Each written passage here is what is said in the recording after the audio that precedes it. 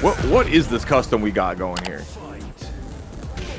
jasonleoss decided to go blonde. He kept everything.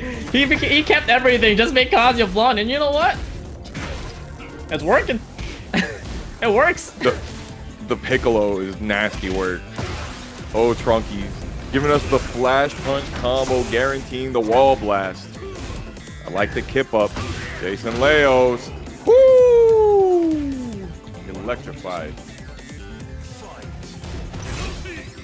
It's one way to start things off here by Trunkiez, proving us that he is the better Mishima at the moment as he collects the lead. But jasonleoss still able to get the forward 4 counter hit, but unable to get anything on the follow-up. But talk about counter hits, Trunkiez brings in the back 4, and here comes a combo for us.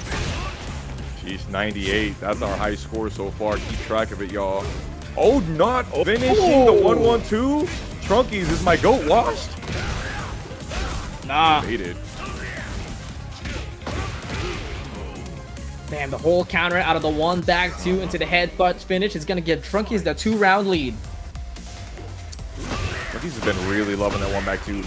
Man, all the particle effects of that forward 2 just went away after Trunkiez had that beautiful timing read right there. Could not beat out the Demon Paw in the wake-up situation though. And trying to apply pressure with the heat dash, and Trunkiez is ducking low 2 times in a row, getting caught by the forward 4, but Trunkiez is not afraid to go back into the attack. He comes in, opens up Jason with the electric, and pushes him to the wall with the lightning storm. 97 damage, and here comes the high crush Raijin 2 to put Jason to the red mark, and eventually be finishing off with the hammer arm. Trunkiez collects game 1 with a no-round brown. Now, we saw forward 3, Fujin stance 2. It launched, he did a jab, back 4. I'm inclined to call that one of our PhiDX combos, Spirit. I feel like he could have gotten way more off of that. Where did that back 4 come from? No idea. I have no idea. But you know what? I don't know. You may want to add that, but at the same time, that worked. It didn't work, but it also worked. I mean, it hit. It hit, and it pushed jasonleoss really far away. So maybe Trunkiez was like, you know what? I'm not even going to try to save this combo. It's so far off axis. Let me just get some damage and do something with it. So I'm going to still call it a PhiDX combo, but with the asterisk of he knew what he was doing. Yeah. Oh, yeah. It's getting brawlic out here. Dude, this custom's so good. Why is it so good? Now Trunkiez just comes in with the fit, man. No jump scare for the Akuma custom this time, so we're chilling. Thank God. Counter hit for 4 and able to get the guaranteed regardless of the trade. Nice block out of the hell sweep, and jasonleoss. Here comes the first huge punish there out of the wall standing 2. Nice work in that Demon God Fist. Trunkiez wave dashing, and you about to get out Mishima, brother. 30 seconds though. Trunkiez, first one to get put on rage, delays the string and catches jasonleoss pressing in between. He's gonna give himself the engager and the stock up. Ooh, did not let the second hit the Twin Pistons rip. That's unfortunate. Trunkiez once again getting opened up by the forward 4 stature kick mix. jasonleoss doing real good at range 0. Oh, no punish out of the 4-4-3 by the Trunkiez. Expected an electric there, but lets that one go. Ooh, down 1+2 counter hit at range 2. He knew Trunkiez was going for something slow, and he was. More back 2-2. No. Tries to push forward, and Trunkiez back on his feet, but for not long. Whoa, that would have been sick! Both at the same brain cells of using the electric, both whipping, but jasonleoss able to find the confirm of the 4-4-3, giving himself a survival point. He's got 3 chances to close this out and give us a game 3. Yet another down 1+2 counter hit. Uses the lasers to push forward. Trunkiez back on his feet again. Armor not getting the knockdown this time. He gave away the counter hit launch only to be able to get the aerial action just a second later. Yeah, most importantly, Trunkiez is able to collect the second stock up. If he's able to give us a game 3, he has a guaranteed chance to get the third stock, and he's gonna do it with the sidestep heat smash, and Trunkiez gives us another round to watch. Ooh, Counter, not counter hit, confirm. It must be nice to have a forward 4 that gives you the exact same move, by the way, that Kazuya has, but Heihachi's gets so much more reward. It's not warrior training. Nice step out of the demon paw out of Trunkiez. He's got a full health versus Leo's critical health, and it's no longer existing as Trunkiez gives us a perfect and a set point versus survival point. Double backdash into the warrior instinct. He gives us a little bit of the deja vu, a little bit initial capital D. Trunkiez putting it on right now with the pressure from the warrior instinct. Can jasonleoss survive the storm? It's gonna be a hell of a comeback. That's not gonna happen as Trunkiez Trunkiez collared shirt and the button up might have the influence there. Sure, a little bit. All right, here we are. We got Turkeasy and Lhovly out here for the second match. And Lhovly starting getting things off here with the just frame down forward 1-2 just to push Turkeasy away to give him a little bit of spacing. But Turkeasy dives in and gets engaged with a running blonde bomb. Y'all are doing crazy things to my self-esteem right now. Y'all gonna make me go to my wife after this. Cuddle up. How dare you? Damn. Wish I had an 11 frame heat engager. Must be nice.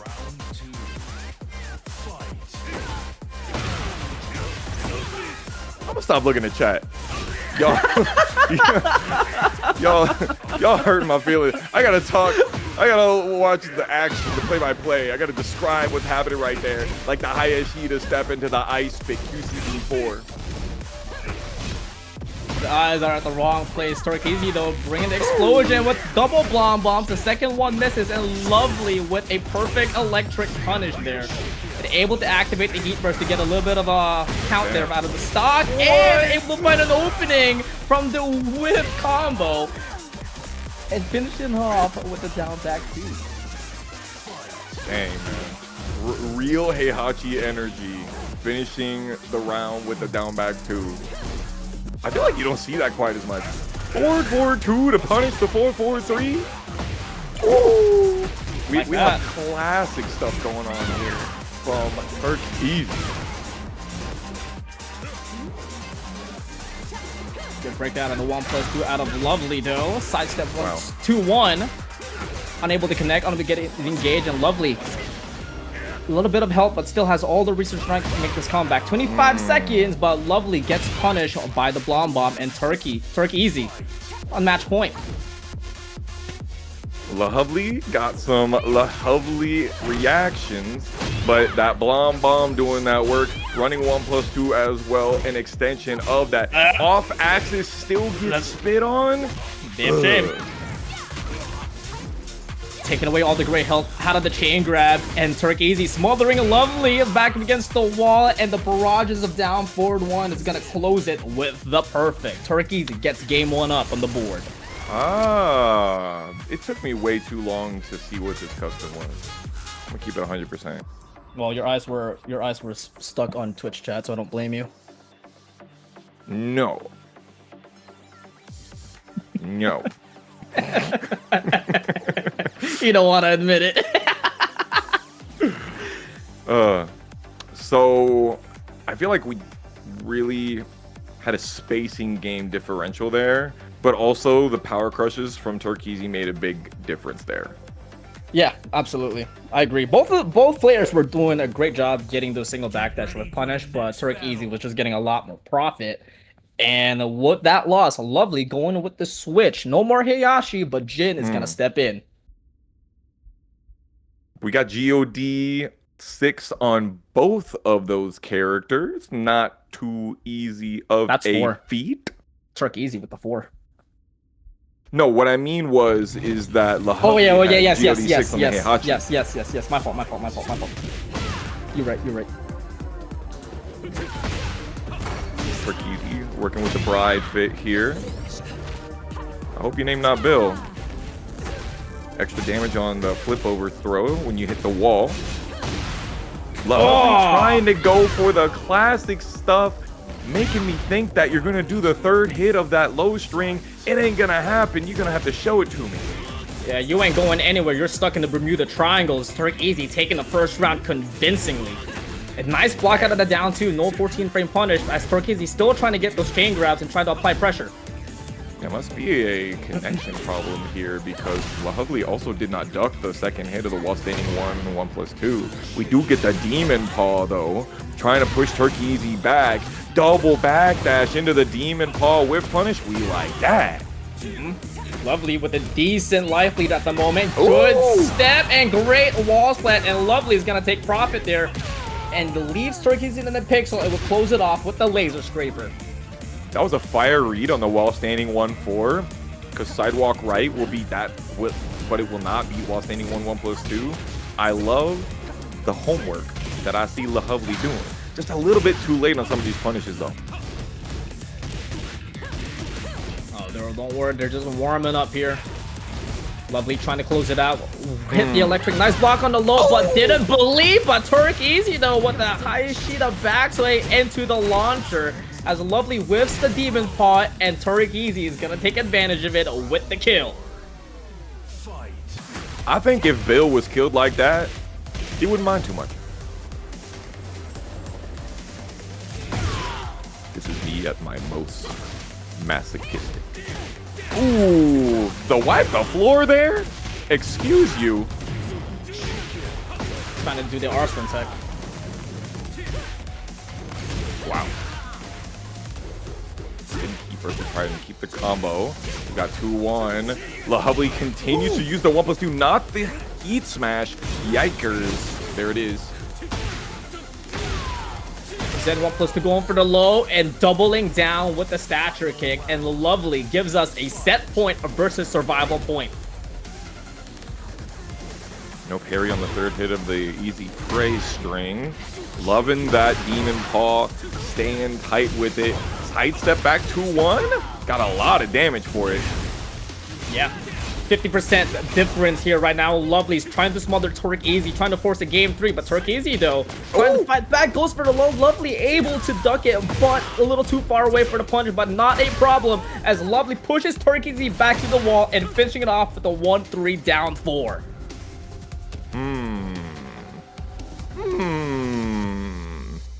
This is just the second set of the night. That's crazy. Yeah.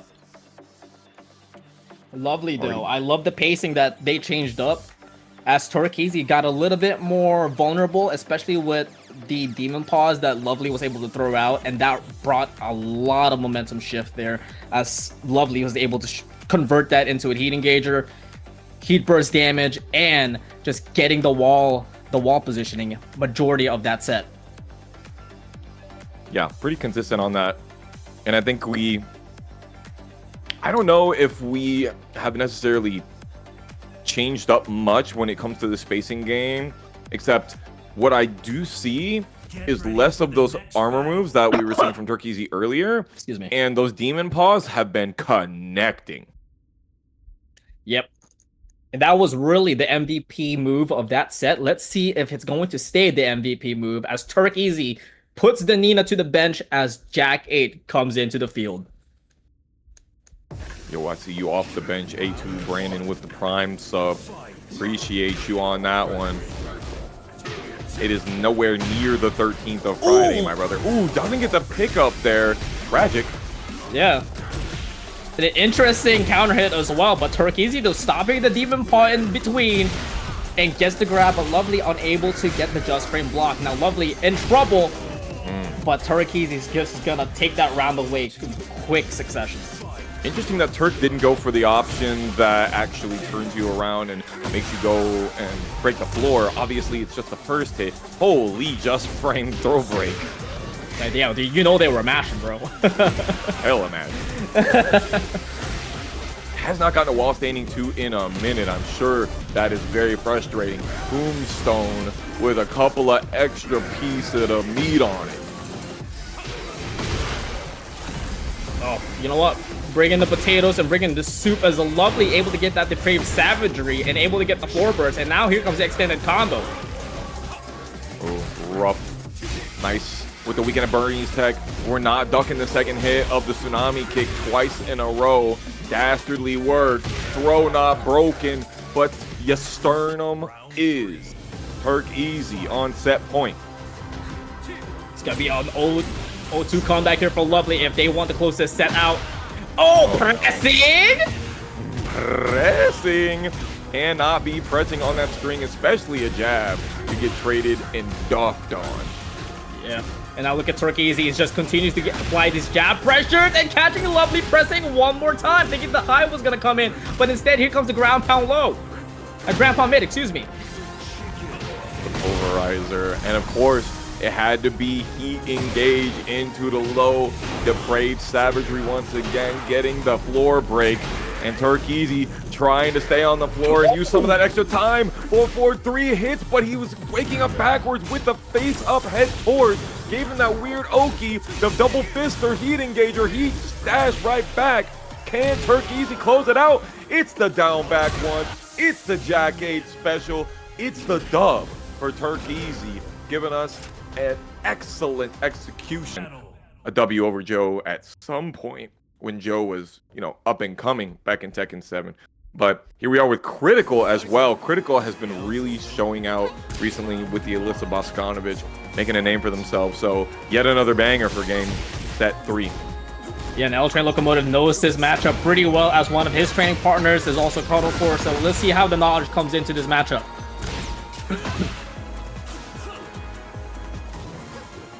Halloween health bar as well, huh?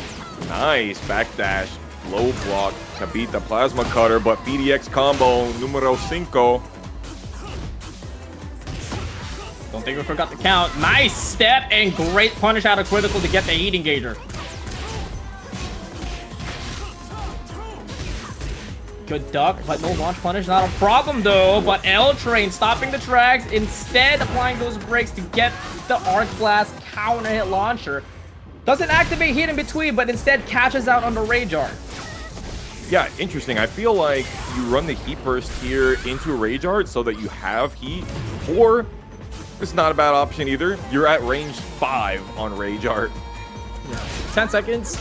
Critical, unable to use the last bit of heat as L-Train catches the timing with the G-Clef to secure round 1. I never took a calculator out during bracket. What a delay on the dynamic entry 2, but PhiDX combo number 6. And of course, it's natural combo for when Rod Shark comes into our bracket, hitting us with the $10 in the match. Reno, appreciate you, boss.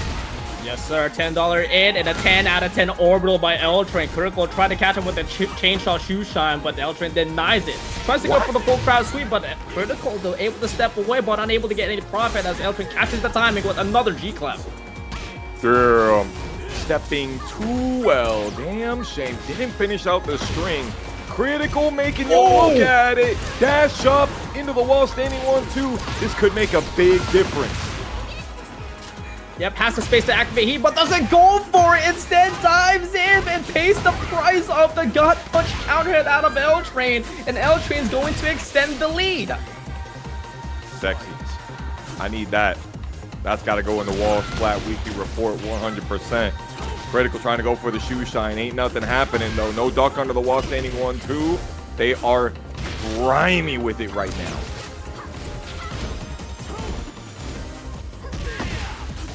Damn. The spacing and the counter hit timing by L-Train is working out so well right now in game 1. Already 50% held that. 6% gone out of Critical. Both of them still have heat, but Critical able to find a critical hit with the down 4-2. 100%. 2 times damage on it. Super effective even. Triple lows. Gotta watch them toes.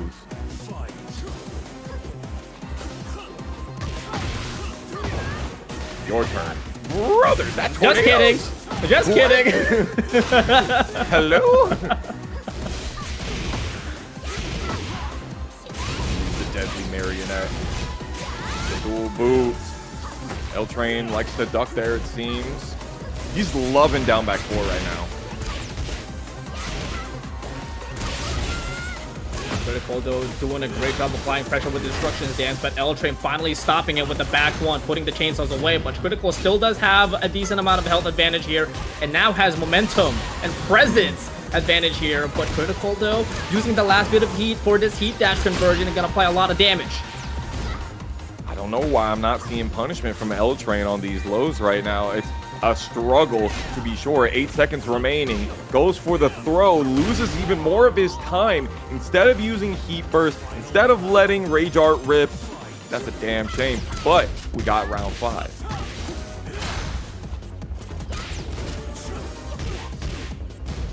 Good backdash, small punish there. Why? Nice step out of the sweep, but no punish out of Critical. Brother, the sweep has been whipping all day on this set. Not breaking throws. This is LtrainLocomotive's opportunity right now. He's got to put this one in the bag. This is his stage. Long range, Tekken 7 veterans galore. Love this stage. These unks get lucky when this stage comes up on the random, and L-Train really said, you play Alisa like you play Tekken 8. We gonna teach you that there's a different way that you play on Yakushima if you want to win. But problem is, did not have that life lead. That was a beautiful dance, constructed, choreographed by L-Train in the long-range battle there. There's just something about these unks that just makes their opponents just whiff right in front of them. And their whiff punishment is the most on point we've ever seen. He reminds me a lot of Joey Fury, right? He'll sit back, I backdash or double backdash, and you can see he's watching, he's waiting, he's patient, and he's ready. And that's what got him this set. Well, maybe I'm speaking too soon. Let's see what we do. Celebration on the Sen here. Yeah. With walls a little bit closer and Critical able to bring it to a final round in game 1. Let's see if the scene's going to be different for game 2. Good step, good punish, and Critical gets the first engager here for this match. It's really been the lateral movement that has really saved Critical so much. 4-2-1-2 heat dash pushes L-Train to the wall. Throw whiffs, still with his back to it, eating chip damage galore. Able to break the stone head, but that leaves L-Train with the wall advantage here, and he's gonna get the engager and the wall splat, but most importantly, LtrainLocomotive able to peel up the wall to give him to a full-on combo. Yeah, PhiDX not doing that combo, I'll tell you what. Lightning Screw range 3. Punish. He's ready with the sheet music. G-Clef Cannon. Critical not able to open up L-Train with the 20% life lead.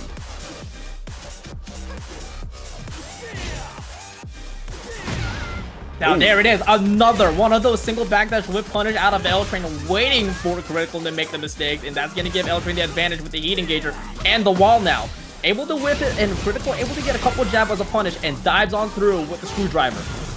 Again, L-Train ducks, got killed for it. Beautiful sidestep left yet again from Critical. It's making all the difference. Perfect wall splat as well into the Oki. Full crouch mid. Whoa! What? It's gonna be a sequence and a half if L-Train can finish this off though, or will Critical able to break the comeback, and with the explosive rocket kick, he will deliver. Dang, L-Train went for the homing option, the back one, in the dual boot situation. Critical did not move forward at all. Baited beautifully. Ooh, didn't hit the wall splat. Saving it for later. Okay, I understand. Sometimes when they hand you the plate, you eat the broccoli, the peas, and the starches first so that you can get your meat later. Saving the best for last. L-Train able to find a hit, but unable to get the confirm out of the heat engager, but still not a problem though for L-Train, as he does have a decent amount of life here to try to close this round out. Doesn't have the option select for the back 3+4 ready. Looking like Foxhound at combo breaker. LtrainLocomotive 1 round away from being in the station. There we go. He's got the round lead. You know, this is the part where L-Train's gonna play as calm as he can until he has to go crazy. And Critical forcing the matter here as he's able to get a counter hit low and the engager, it catches him present in between the heat dash. I really respect Critical going in for the highest reward option out of the dual boot. L-Train has shown that he's not ready for that one to be able to do his homework. However, it's the orbital, the je ne sais quoi, bah, into the wall splat as well. And just like that, L-Train now has the live lead here, has the position, unable to get the confirm as the trade comes in. Trying to make Critical press in between, 10 seconds. I think Critical has the life lead here, not anymore as L-Train able to deny the shoe shine with the low parry and finishing off with the lightning palm. L-Train takes it away at a Critical. And if I had a wedding, this is how I want John Ding to show up at my wedding. That's all I'm saying. Ready for the next battle. Anyway, moving on. Oh, are we Nameless going to King. celebration? Back. Ooh, sexy. Yes, And sir. with We the are dressed for suit, the we are, occasion. yes, sir. But can the fit match the fight?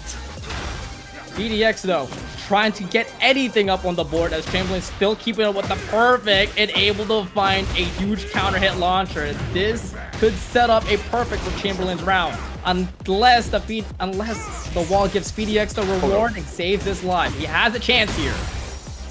Caught you pressing, caught you parrying, free guard break, and more of that. Just barely off the wall. Not quite a PhiDX combo, I would say. Ooh, this is gonna hurt.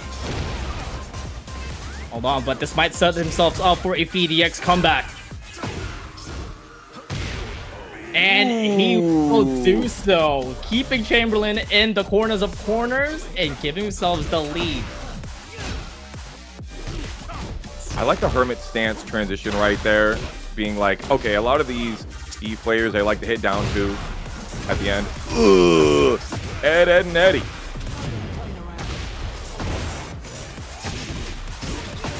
Was able to peel off as well and gives him another great positioning here, but Chamberlain able to roll out of the way and trying to bait out the Sabaki, but PhiDX ready on it on the wall running too. Now this time, Chamberlain's ball up on the court to try to set up the comeback. Chamberlain with the sidestep up forward two. Too much assumption, or rather, too much looking at the screen and not enough assumption that time. Damn, with the 4-4-2. Caught PhiDX trying to go with the out fox.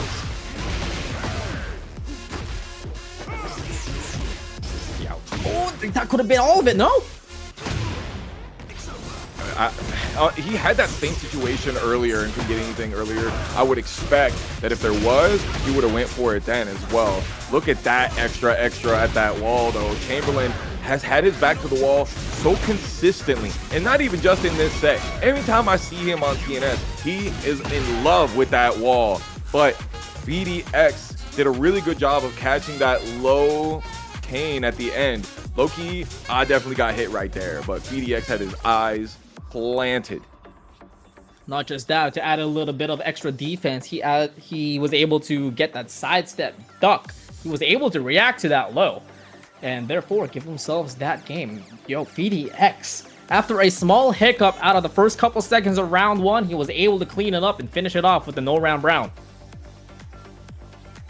Get ready for the next battle. Gotta see Chamberlain. Dang, he does not want this small stage. This is exactly the problem that he's been having. Oh no, 1-inch punch on round start, thinking that Phi was gonna extend his hurt box that much.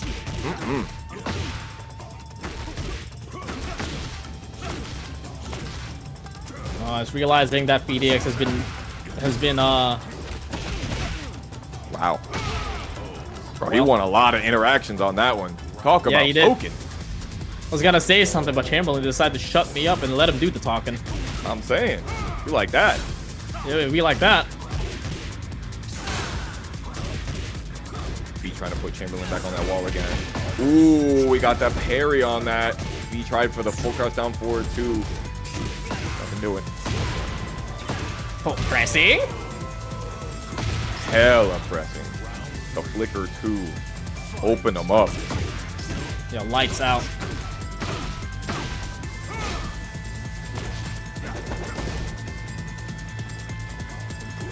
Chamberlain trying to create some keep out here.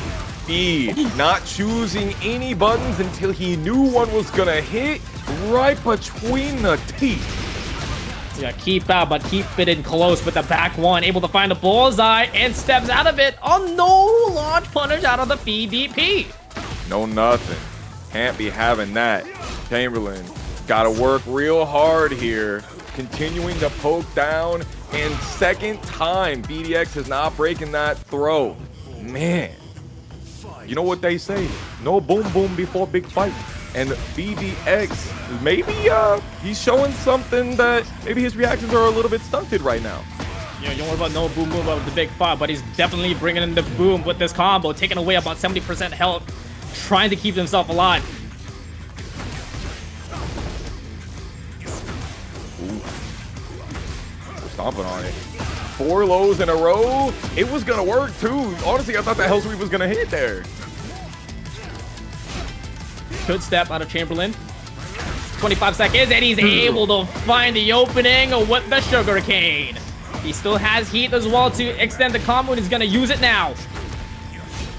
96, not quite the damage we're looking for. And of course, the guard break, just when you least expect it. Hit it or quit it right now for Chamberlain.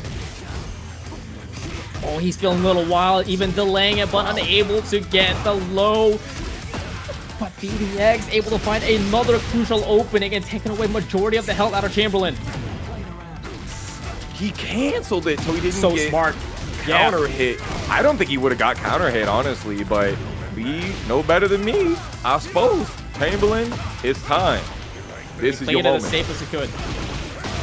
Ooh, huge confirm out of the back four into the wall splat follow-up.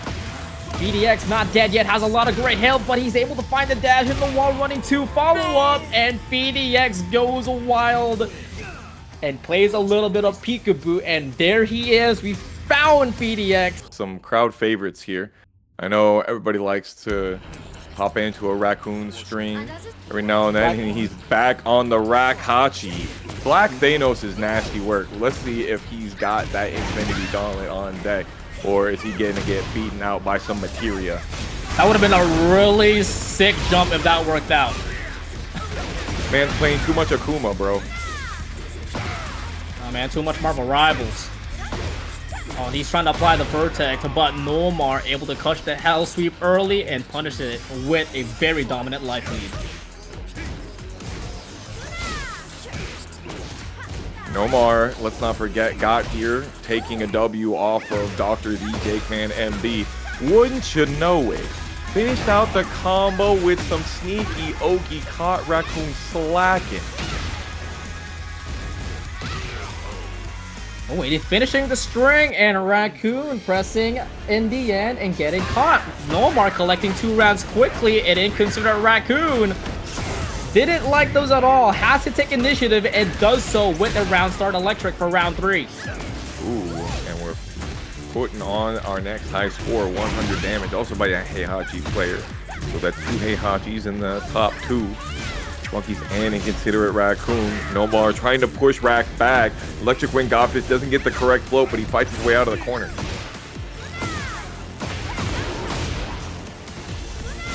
Wall spot there for the extra guarantee there for NOMAR, but Raccoon able to scout out that low parry and is able to find a decent amount of great health back. Ooh, and it catches NOMAR with a forward 4 into the Rising 2 guaranteed into another forward 4, but takes the down forward 1 route to secure the round. That forward 4, that is a crazy button, bro. Not quite as good as that down forward 2 from Miary stuff. It's so stubby and yet so long range at the same time. It's straight up a paradox. It do be hitting different. Man, so many of those Calgary 3s coming. Ugh. end the splat as well, peeling it off with a back 1-4 and finishing it off with the lightning storm. Raccoon, Weibo right in front of you. And NOMAR not flinching. Double jab trade. And NOMAR with that double backdash, able to put out the left leg of the Forbidden One to put Black Thanos in a different reality. Question is, can Inconsiderate Raccoon endure what NOMAR is cooking? Shout out to Endure. He still got the tag on, and I respect that. Me too, man. You know, that's loyalty right there. It's like NG Obscure, Shadow 20Z, right? It's not about the group, it's not about the clan, it's about what it represents. I respect it. Get ready for the next battle. All right, next match coming up. We are going to Midnight Siege, so it's going to be close quarter battle with an explosive wall that any player can utilize. Which one will take the advantage here as both of them starting things off, jabbing it out, trading, but NOMAR able to find the first big hit of that down forward two. Yeah, NOMAR caught Raccoon with the biggest spacing trap. Real classic. Miary 4 whips that time, finally. Been getting a lot off of that low. Rack trying to go for these big counter hits and not landing just yet. And NOMAR gets a big wall splat. Woo! You reached a little too deep. Raccoon able to get the Sabaki heat engager, regain all the health back, and catches him ducking with the heat burst a dragon uppercut. You gotta duck there, right? You had your back to the explosive wall. If you don't duck there, he explodes the wall and you die. At least in that situation, now you have the chance to get it for yourself in the next round. Interesting route there for NOMAR. Down forward 2 into the immediate slam. This time he finds another down forward 2, but we'll try to finish the combo this time around. I'm gonna call down 4-2 into immediate slam of PhiDX combo. I'm gonna call that one number 9. I respect that. I respect that. Damn, man. These lows are blowing Rack up. Hold on a second. This just in. Sergei Strokinov stroking peeling into the loser's side. 2-0. Let's go. Playing peeling with his their own game. I like that. Oh, unfortunate. Had the right idea, but the wrong move as 1-1-2 completely whiffed. And That was NOMAR, an unfortunate flash punch there, bro. taking advantage of it and securing the lead. One more round here for NOMAR to move even further to top 8, finishing the down forward to Raccoon? Question mark? Thinking NOMAR was gonna press? I thought those Street Fighter players, they do lots of hit confirms, right? They keep their eyes on the screen. They make sure they hit check. Bro, that's like the 5th one of those Miary lows in heat. And he's gonna step and he's gonna fall. NOMAR takes it over InconsiderateRaccoon with a very clean 2-0. And we'll be moving on to top 8 winner. Knowledge out there that is prevalent and visible and understandable. So big shout outs to the teachers in the community. But these are the ones that put it all of that theory put into practice and do it at the highest level. Joonya 20Z versus the reigning champion, Cuddle Core.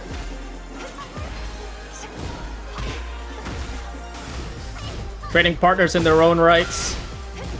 Cuddle Core residing at Texas, but Midwest at heart. Beautiful backdash. That's the big problem when you play against Alisa. It's constantly more mobile than your average bear. Yeah, and just like that, Cuddle Core taking the first round in convincing fashion. Joonya 20Z only got 1 hit off of her, and that was it. No hit confirm on the wall, standing 2-1. Definitely was difficult. Beautiful sidestep left, hop kick for the whiff punish there from Cuddle Core. And what do we see on the end? Of course, the heartbeat disabler. Putting ourselves in destruction stance, but Joonya with the forward 1+2, just keeping herself away. Oh. Man, Cuddlecore's thumbs are on fire right now with those quick ducks. She tried the back 3+4. Yeah, she did. She really did. Thinking the slide might have been potentially coming through, but Joonya able to give the tornado instead and converting it into a round win. Nice backdash call out of the standing 4 out of Joonya. Give himself a combo starter here out of the hop knee. But drops the combo in between and trying to get a cheeky reset, but Cuddlecore not falling for it. 22. Nah, you're not gonna go and try to do anything cheeky on me. There comes the wall standing 2-1. Finally got that one. Cuddlecore misses the 1-1 convert though. Unfortunate.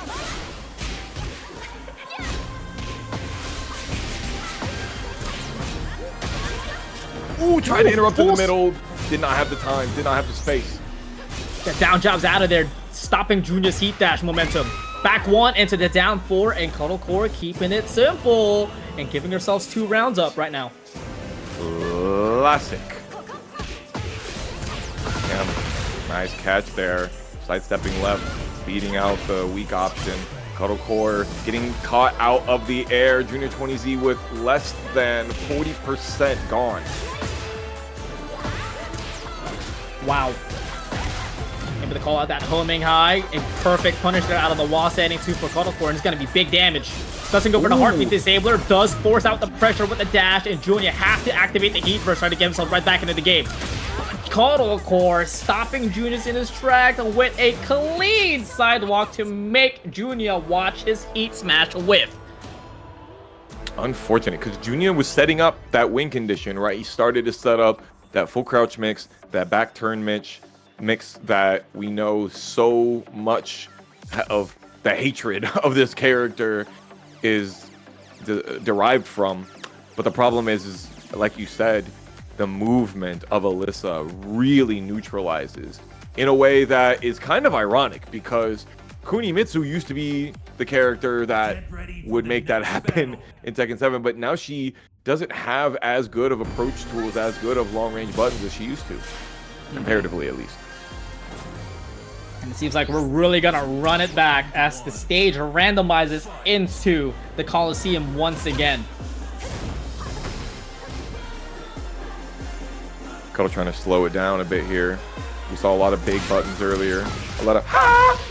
Right? Oh, and then the classic throw. Yeah, that does a lot of damage. I hate that move. Which one? I think that's forward 1+2. The punch? Yeah, Which character? Joonya will do it. Oh yeah, that forward 1+2 with all that pushback? Yeah. Yeah. That's a good button. -9. For what? Letting it loose a little bit early. Destruction stance into the dual boot. We got the power crush and plenty of life left. Breaking through the momentum that Joonya was trying to bring up. And you know she had to do it with the Cuddlecore special out of that power crush.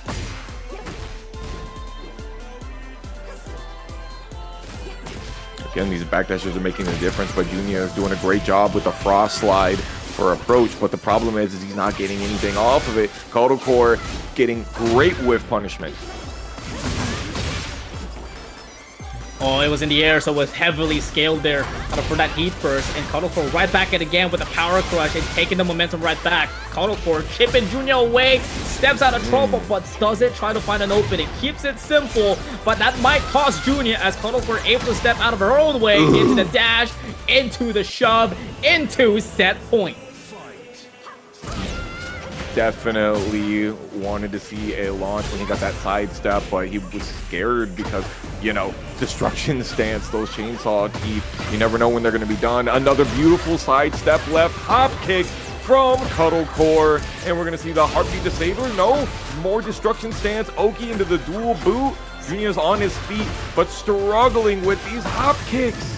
Forget the frost slides, man. Cuddlecore is skating around Joonya left and right and goes for the lows to give him a little bit of ride of the ups and downs. But Joonya, a pixel in a dream, he's able to get that backdash and a down forward 2 connected. He's able to catch a little bit of vitality and able to activate heat in between.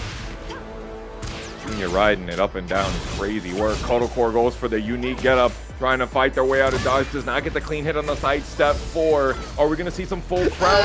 Back 1-1 into the Manji stance low. We're still alive. A magic pixel comeback completed. And he's got more rounds up on the board that he has to collect, but Kazuya right back in with the sidestep hop kick and taking away all the health out of Joonya. But the Heartbeat Disabler whips, but Kazuya still goes in the attack and catches his timing. Such will not be allowed. Kazuya gets the 4-2-1 heat dash. And if we have what we need, it's going to be a finisher. No. Does not get the guaranteed on the end of it for that spike. Thought that it was going to be the damage that they need. Looks like we got ourselves our first top 8 qualifier for winner's side here.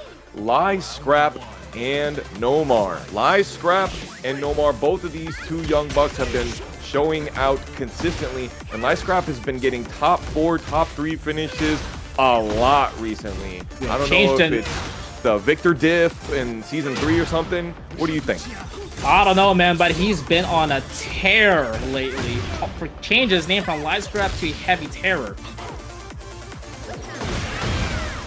Ugh. He's definitely not a light scrap. He's definitely an entire dumpster. He's got entire dump trucks full of damage to throw at you at all times. Beautiful duck right there. NOMAR trying to keep that wall pressure and put him up against the wall to get the kill here. Nothing doing though. Great defense from LighScrap. NOMAR has the life lead, both of them on rage, but time is running out. Tried to bait out the flash, but NOMAR successfully pumped the brakes and using that 1+2 to close out the round. Oh, damn! You shot her, bro. She didn't even feel a thing. She's got the dolphin kick ready to go. The slots are running. Ooh, baby. This could be good for NOMAR. All he needs is one big one here. Are we going to see the slam down through the pack pixel? Ask it, you shall receive. Can I activate hit in between? It spikes him down. I thought we were going to get so much more for that back turn. Maybe an extra spike, extra hit on the end. Back swing. LighScrap delays the second hit. Slices off the weave. NOMAR falling for the classic.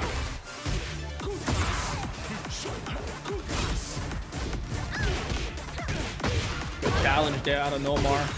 With a couple of jabs and immediately going for the Miary slam, taking away the floor explosion.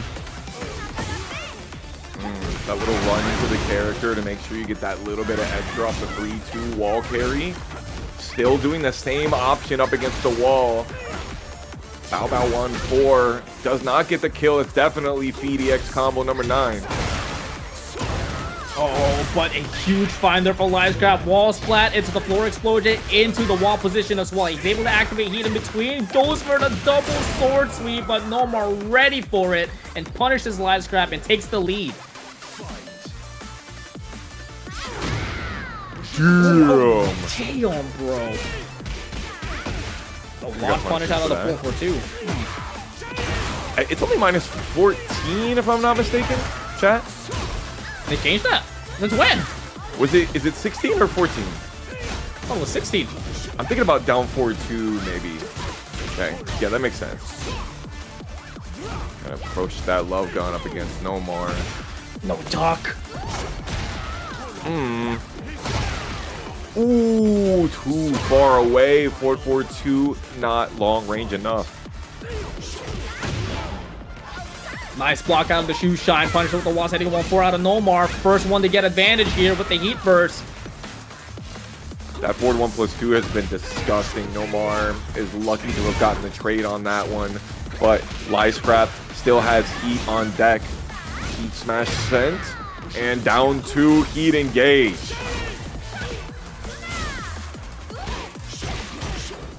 Ooh!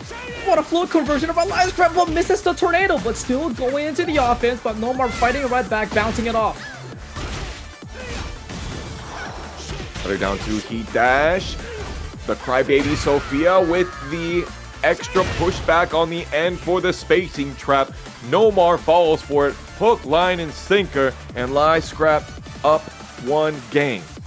Yes, sir. And shouts to Mari Sleeper for donating Shout out. $30 into the match arena, making a total of $62.50. Mari, I hope you're having a wonderful night. Thank you so much for always contributing to the community.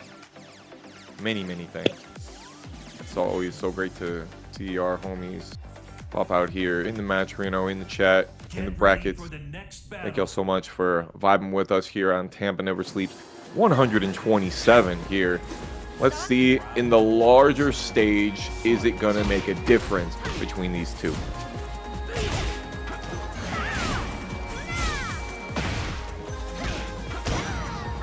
Ooh, hits him with the flashbang into the guaranteed heat engager. LighScrap adding a little style out of that fancy cut with that extra charge up into another counter hit. LighScrap collecting these. It's a Farzine special, bro. Damn, the damage. And you got over to that wall. Up 1+2 into the wall sitting 1-4. Look at the heat engage. Very necessary. Doesn't get the launch on that whiff. This is trouble. LighScrap puts on the EMP. Doesn't get the kill. No duck under the back 1-2. Can NOMAR finish it out yet again? No He's wall fighting. splats. Ooh, with the 3-2 and the shimmy. Hell yeah. That was a slugfest, and NOMAR earned that comeback. But LighScrap didn't take it lightly. Gets another counter hit with the dagger. Yo, just for envy, appreciate you for the tree fitty in the match arena as well. Putting them at 66. Big parry, free knee. NOMAR struggling here, but sidestep 4 counter hit does the job. Yo, we might be in Yakushima, but this looking like counter hit city right now between NOMAR and LighScrap. 30 seconds to play. NOMAR on rage. LighScrap trying to close this out with a dash, but wasn't able to get any profit out of it. Ooh. While running to add the plus frames. Big pushback from the 4-4-2. Love that. NOMAR got the homing. 12 seconds remaining. Running 2-1. Let it rip. LighScrap with the twitch ducks and got cartwheeled on. Roll and choke. 2 quick rounds here from NOMAR. Give himself survival point. LighScrap's got one chance to try to finish this off until we go to a game 3, and NOMAR starting things off clean with another keep out down 4-2. Just another day in the life of an AT alien to be able to clutch it out like this. And LighScrap stopped the comeback.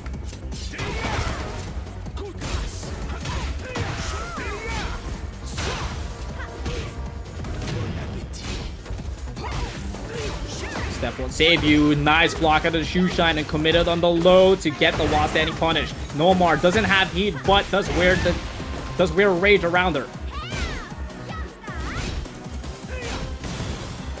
Down 2 trying to stay close. I love the spacing game that LighScrap is playing. Nice down jab to option. Select the back 1-2. Yet another side step 4 counter hit, and that's gonna do it. Finish it off. NOMAR giving us game 3. This hole ain't free. No, sir. We got one more to decide who's going to top 8 winner's side. And NOMAR looking like he's on the driver's seat right there with a clean all-round brown. It was certainly that, a no-round brown. It was clean. Great counter hits that we saw. Good clutch. But LighScrap, I would say he held the cards a lot in those first couple of rounds. Just could not close out for whatever reason.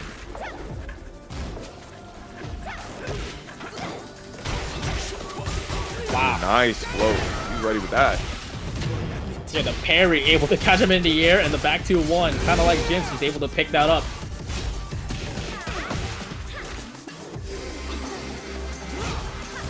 Ooh, that was interesting. Got a lot of the recoverable life back when he broke the throw. I didn't even realize that he did that earlier. Beautiful heat smash. Knows that it's going to break the floor immediately.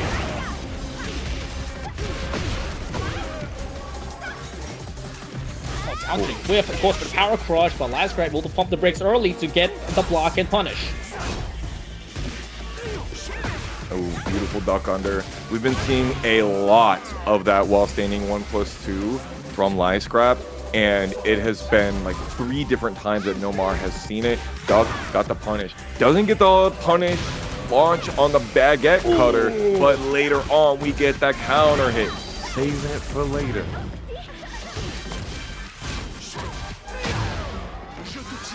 The overhead and get themselves engaged with heat. LighScrap trying to make his presence happen here on round 2, but NOMAR immediately shutting it down, and LighScrap fighting right back. No more heat out of both sides.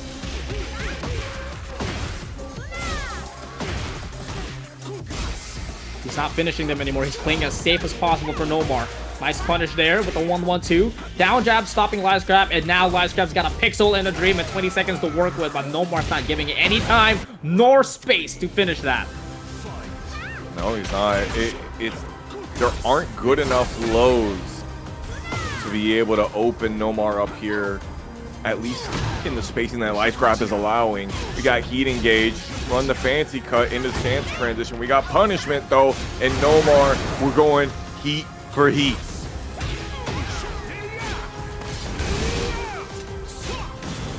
First one to get extinguished with the dash, confirms it with the counter out of the down forward 1. Pixel in a dream here for NOMAR once again. Any of those could have been heat engagers if he still had heat. LighScrap putting the sword out, and just because she didn't extend the nails, she didn't have the press-ons ready, LighScrap had the range. And he's got a chance. He's got to carry the momentum over with the counter hit while running too. It's going to be huge damage out of LighScrap's playbook, and he's going to extend it even more with the ignition. Oh my god. Thought we were going to get more break there. Oh, not the PhiDX wall combo. Number 10. NOMAR really needs a heat engager right now. He's looking for it. Nice challenge in the 1-1-2. Giving himself a little bit of health back. He does have a heat to use as well, but he really wants that chunky heat engager. Great wall jump to be able to get a little bit closer, like the 3-2 usage.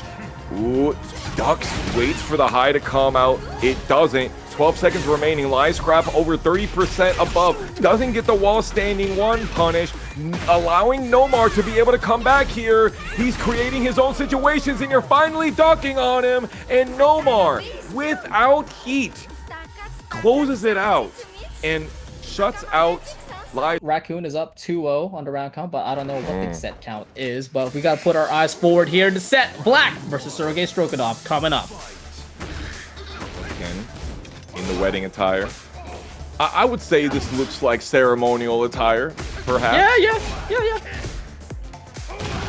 If you came to my wedding wearing that, I'd be like, yo, you are dripped out. Oh, he tried the full touch down forward 3. And then Black says, I got a low for you.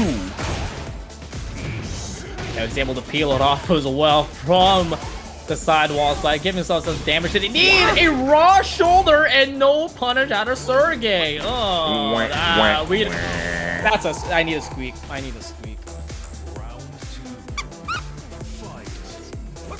Can't let that happen here, especially on top 8 qualifiers. Not allowed whatsoever. Damn, the duck. He knew that Black was gonna try and put something crazy on him.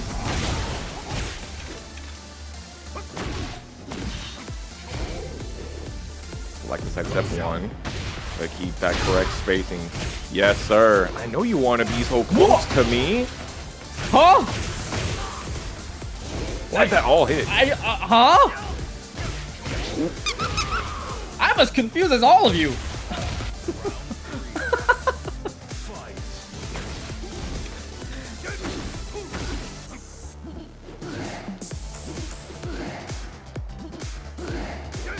I can hear Sergei Strokinov trying to get that keep out poison breath, but Black's not falling for it.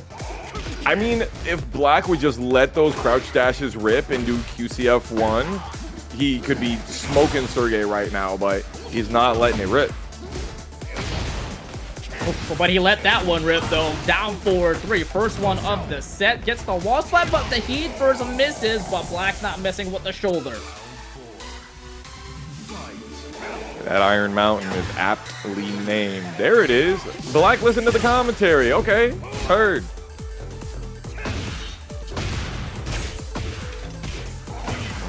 Got you dashing in. Thank you. My down forward 2 will change this around. The block. Yeah, that's a weird punish there. Out of the wall standing 4, unable to hit that slide, and Sergei Strokinov gonna take advantage of that explosion and making Black guess wrong with the headbutt, giving ourselves a final round for game 1. Oh, tries to go for the rest of the 10 hit. That's the bad 10 hit if you ask me. That's the Fox Sound special. No, it is not. There's the other 10 hit. And I finished my 10 hits, sir. 1 2 1 4 2 2 2 4 1 1. Excuse you. I keep telling Sergei he's doing the wrong one. He's not doing the full crouch now. He's playing a little bit safe. 3-3, able to catch the second hit for the poison breath, and now Black has the life lead. Whips out the wall standing kick and able to punish it with the shoulder, doubling down after the dash, and Black extends the pressure to secure game 1. And that down back 1+2 was a blast from the past. We saw so much of that back in Tekken 7 before they had to nerf it. Okay, so news just in. I believe Roman Jelly just eliminated Inconsiderate Raccoon. You don't say. 2-1. 2-1, baby. Heihachi, now Washi. Yikes. It could be. Man sent him back to Marvel Rivals. Does look like he got a new rival. Back to rank Q.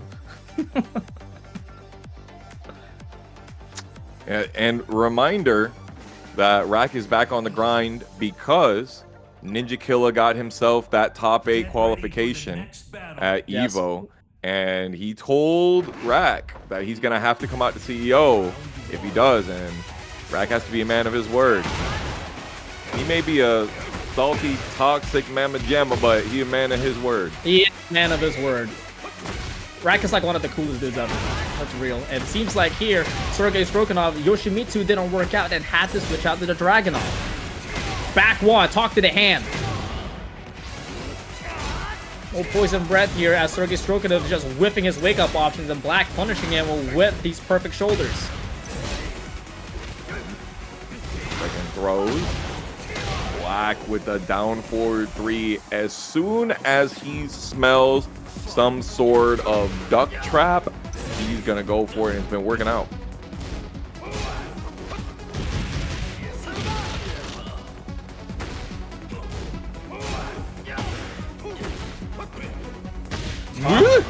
All right. All right. Another shoulder here for Black.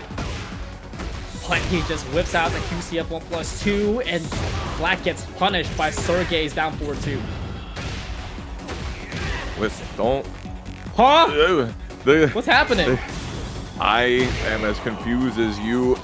Out of all the stages, these are the walls that, like, you kind of count on the most, but it's those angles that are really giving us that problem.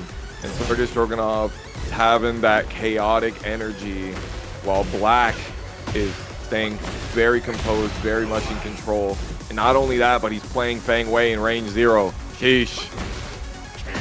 Sergei Strokinov is just looking a little too stunned here. He has to initiate something. Here we go. Here comes the grab mix up here. Black unable to break the first one. Trying to go for the second one, but ready for it this time. The sidestep right is mostly working out. Sergei uses the heat smash to push Black back to the wall. Giving some 15 space. seconds.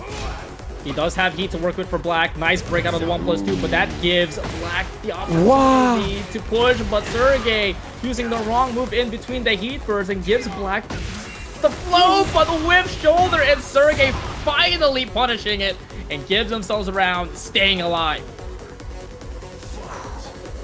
It's been a backdash diff right here in game 2 for Sergei Strokinov. When Black isn't up in his face, Sometimes he's not had the correct approach tool damage. Shoulder for shoulder. What a punish. And pigeon roll on -9. Excuse you? It works out, man. Slash kick, not able to cut anything down, and Black realizing the situation, he has to fight him against the wall, and he has to use the heat dash. But Sergei realizing that also and pushing it right back in with his own. He wanted to duck under the high in the back 4-2-1. He ducks under the high of the throw, gets wall standing 3. Sergei Strokinov up against the wall, but not the correct combo. 15, one interaction for both can do it. Slide comes in, and Sergei Strokinov forcing us a set point versus survival point. The Dragunov is fighting back. Trade on the Scimitar, and Sergei Strokinov is gonna collect profit. Call it the Scimitar. It's known as that in the move list. A trade, a sharp blade, running it. One more Oki situation for Sergei Strokinov to give us a game 3, and it's 100% that. Brawling on the floor to give us some more. He woke up. Sergei Strokinov heard us that he was being a little too stunned, not making any movement, and realizes that he had to start something. That right there is one hell of a way to get the car rolling. Absolutely, 100%. He had to mount before he could start stroking. He's got that Hemi engine. We've got power stroking, power steering. And I think really him having to not use the spit and having to really just do regular movement has been helping him a lot.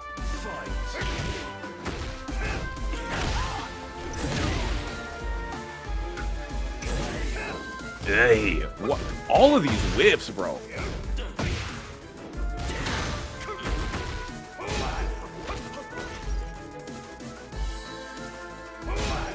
Don't worry, guys. Just the spirit is just quietly cursing me for being a degenerate.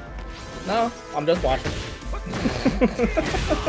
Oh! No! That was insane! Tries to get the shoulder heat dash, but Sergei Strokinov with the sidestep flash heat smash, able to break through the glass into the barriers, and we're going down to Violet System. Oh! Sergei Strokinov going for a risky low, and he's gonna pay the price as Black able to counter it and launch his own with his own while standing 3 and finishing it off with the cinematic Rage Art.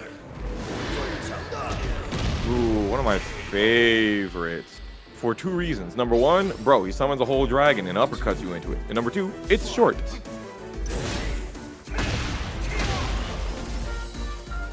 The Iron Palm counter hit lands 20%.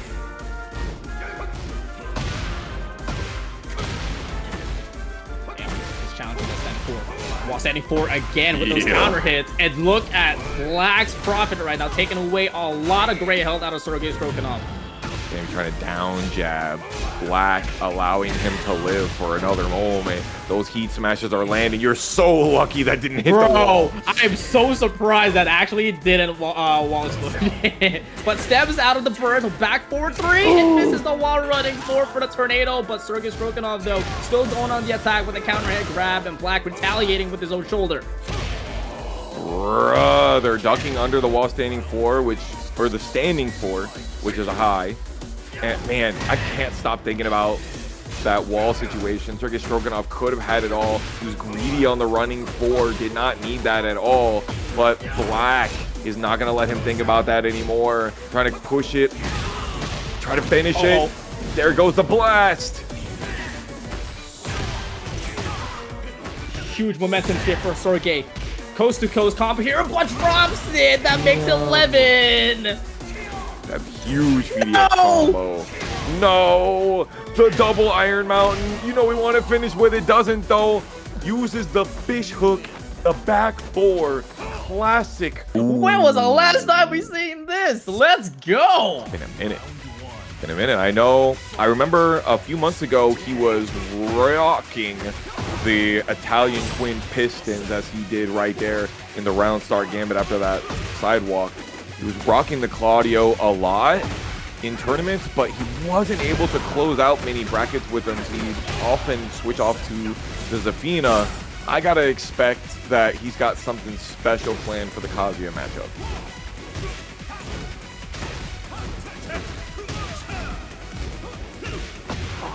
Nice backdash. He's still able to get the punish with the back 1-2. Full on combo with the wall splat. And not taking the explosive wall out of the equation. Yeah, that was fire. I'm not sure if he meant to do that. Bam! Low heat smash. I'm not sure if he meant to do back 1-2 for the punish or if he meant to duck under and get 1-2 from while standing. And it was like he's switching from down back to lifting up off of it, and maybe he got back. Neither here nor there. Shadow already with combo number 1 in round 2. Damn.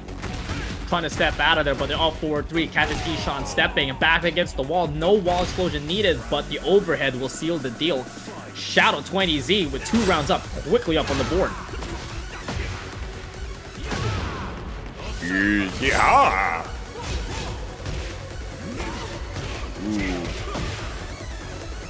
Didn't know that down 2-2 was 13 frame punishable. Today I learned. I thought it was 12. The reason they don't use it, I guess.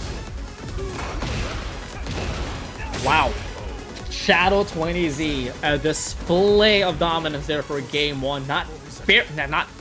Barely giving any room to Ishan at all. A couple of great hits for Ishan, but Shadow 20Z quickly cleans up his mistakes to secure his rounds. Yeah, he definitely had himself a sequence and a half on the end of that one, finishing it off, making Ishan think that he had some space, and instead rocking out the Purification Power Crush Pimp Hand with that armor move. Love what I see. And we're on the Sanctum. You can't put a priest in the Sanctum. This right here versus a demon, it's like putting Charmander in Rainy Day. Rainy Day. What's it called? Rain Dance? Rainy Day. Rain Dance. Thank you. I mean, Rainy Day would have worked too. Yeah. Yeah.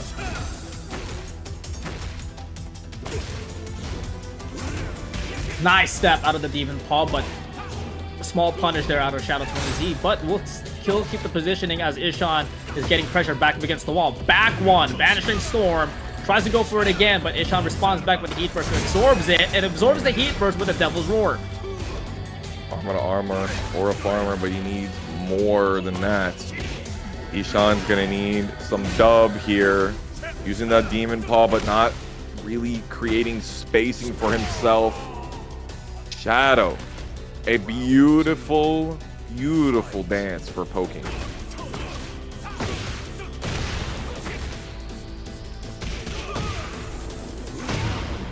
Ooh, Wabu into the Demon Paw, catches Shadow 20Z ducking, and that's gonna give Ishan a good advantage here with the Engager. Yo, Don Bernardo, Turkeasy, gracias for the sub. Too far away to be able to get through the wall. Shadow 20Z is still alive. This is Ishan's opportunity to get the first round, and we do. Sidestep, duck into the Tsunami Kick. Yep, Ishan finally stopping the bleeding and collecting a round up on the board, but Shadow 20Z immediately switching up the temperature here and fastening up the pace with his offense. Oh, he said, I'm gonna do what we know to do up against Kazuya. Side walk left, and yet another heat smash low. Third one that we've seen land on Ishan. Trouble. Finishing the back 3-3, Ishan ready for it with the back 1-2 punish, but it doesn't get him anywhere. Damn. Off axis is tragic. Can Ishan cement himself with a fantastic comeback here? Yeah, right now Shadow 20Z is trying to send a message, trying to get the top 8 winner side quickly as he is 1 round away. No heat needed for Shadow at the moment. Back 1-2 will extinguish Ishan's heat. No more advantage there out of Ishan's side. But beautiful step there out of the Superman punch out of Ishan and punishing it with the back turn down back 1+2. Yeah, I like that. But down back 1-2. Okay, Shadow runs the running 2 after the immediate wake up and just reaches a little bit too far, giving the young buck an opportunity to make a name for himself again. Yep, set point versus survival point. Gets the counter hit. Shadow 20Z didn't believe. But he still goes right back into the attack with the Superman punch and Starburst in hand. What a out of the hell, Steve. You think you got a chance to get an opening on me? Not today, as Shadow 20Z cleans it up with the perfect. And we'll be moving on to top 8, winner side, with a clean 2. Your area, they don't become Atlanta overnight. They don't become NLBC overnight.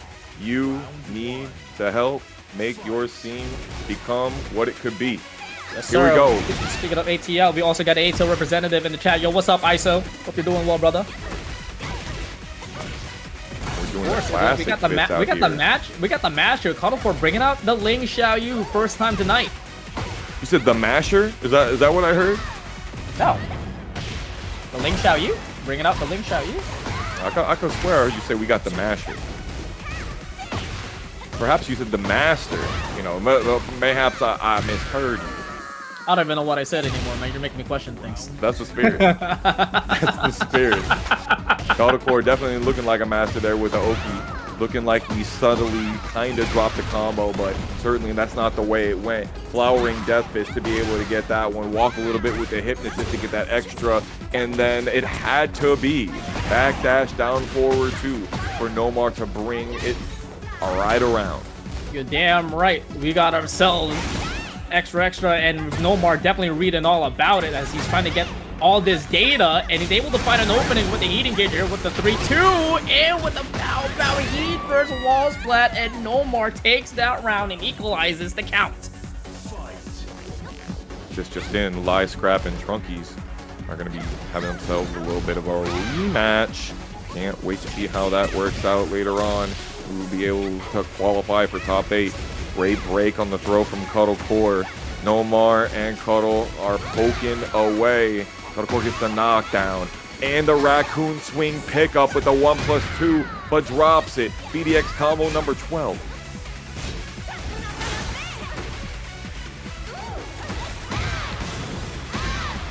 Boulder doesn't get the kill. A pixel and a dream once again for NOMAR. Able to get a little bit of health back with the engager that he connected. What a whip punisher back turn. Can you realign it to maximize your combo? Yes, he can after the dash into the extra wall split to the explosion, and we're gonna end it off with the rage art. NOMAR with a hell of a combo. May someone please clip that.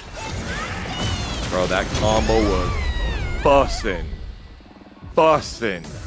Holy. That's crazy, bro. Tonight has been giving, man. Side of mac and cheese, and I don't need nothing else, bro. Core definitely not swayed out of that combo route there as she goes in right back in the attack, trying to make herself present into this matchup. But NOMAR also very aware of what's happening here as she punishes Core with a sidestep. 4-4-2 has been crazy. NOMAR really utilizing that pressure. 4-4-2 not able to catch that one. Sidestep right, AOP does the job every time you need it. It's like the Nimbus cloud of this character, dog. It keeps coming back. Except you have to be pure evil instead of pure good to sit on it. Hey, we are in Arena Underground. You know what Tasty Steve says all the time. The evil arena. Where the bad guys come to hang out. Oh, damn. Beautiful. 4-4-2, man. And the sidestep twos as well. Not gonna stop me from using them. Using that Madagascar horn as well. Back one to stop the pressure. A little bit of delay. We back turn down back to evade. Back 1+2 cross lifting palm. No, I did not whiff the second hit of my hop kick. You thought. You've fallen victim to the classic blunder. Only lesser known is never get involved in a Tekken tournament in Atlanta. Everybody gets one. Yes, sir. Damn, you falling for that one? That's crazy, Tony. Listen, I got hit too, bro. Is that like a well-known Xiao Yu setup? Because I feel like I watch this character a lot. I don't know. I've never seen that. Maybe it's just like my muscle memory of fighting Daystri all the time. Maybe. Mm-hmm. I see you call me Entropy. Get ready for the next I see you. battle.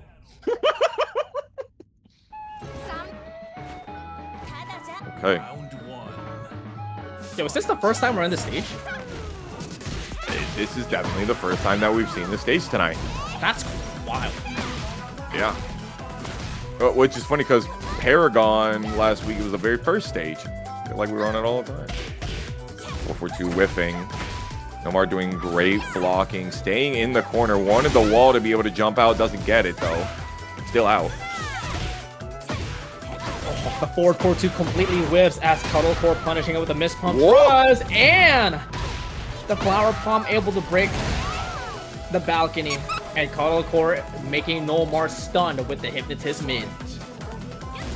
Yep, last time that she did that Oki, she went low. So why not think you're gonna do it again?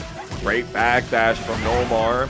Are we gonna see a floor break here? It has to be. No! Number 12. Or is that 13? I'm losing track of the PhiDX combos. I think it's 13. I think it's 13. Unlucky number 13. Oh no, you are so in trouble. Talking about unlucky. Cuddlecore showing NOMAR how unlucky he is, but that might change as he goes into the Cave of Golds. Never mind. Cuddlecore able to find the jackpot, catching NOMAR up in the air and giving himself the reward of a wall explosion. And then go for the back turn armor, which she doesn't need. Just saying. Down forward 2. I feel like the down forward 2 has been one of the only buttons this game that has given NOMAR any sort of motion. Another one of those sidestep right AOPs able to crush the jabs out of NOMAR, but NOMAR not swayed, goes right back into attack and trying to smother Cuddlecore up against the wall. Doing a good job of smothering, but back one, 8-frame startup makes it so that your normal sequences aren't going to be able to catch. Nice wall standing 1-4 to get the punish on the low. 4-4-2, and we got you with your back up. I don't know if I agree on that one. Don't know, we're about to find out though. 15 seconds left to play. Cuddlecore does have rage on hand while NOMAR has a decent life lead. One combo from Cuddlecore, it will change the tides. But NOMAR will deny that as he catches Cuddlecore up in the air, and this should be the third round. No matter what you do, you're not taking 60% away from me. You could do the big dame peeling, sweep into the rage art, still not going to do it. But close work. NOMAR's still alive.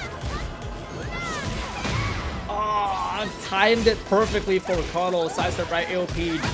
Ducks under the wall running too, but NOMAR not swayed out of it. And knowing the situation that he has to initiate the offense.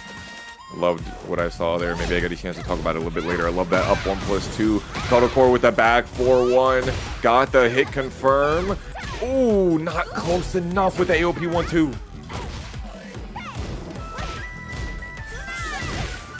Oh, and he whips once again, and Cuddlecore punishing NOMAR with another back 1+. Designed that Big Dame has the opportunity to hit that on everybody. Everybody gets one, as they say. All right, folks, the next winner semi's coming up. Shadow 20Z versus Black, and Shadow 20Z is sticking it with the Claudio. Black, though, not phased out of this character at all and trying to apply pressure early, but given too many blocks out of Shadow 20Z, he's ready to duck and punish anything.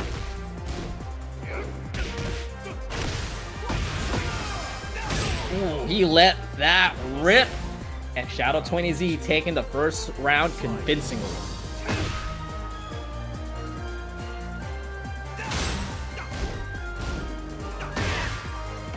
Okay. Both of them just swinging back and forth right now. Trying to find a big opening, and Shadow 20Z instant duck out of the 1-2 is going to continue the momentum with a 1 running 4.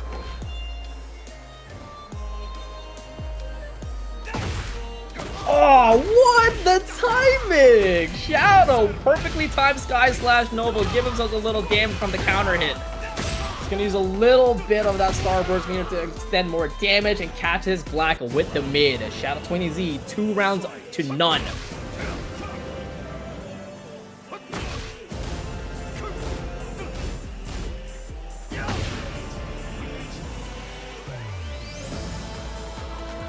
Keeping it simple. Shadow trying to call out some lows here.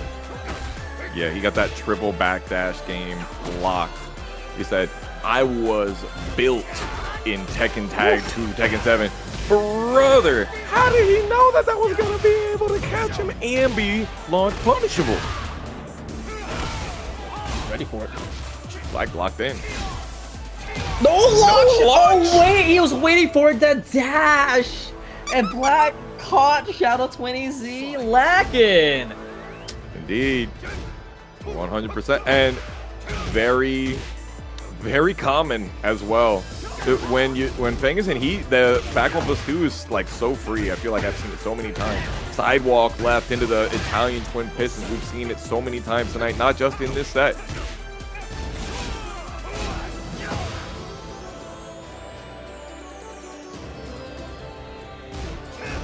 Again, Shadow 20Z is just playing on Black's timing.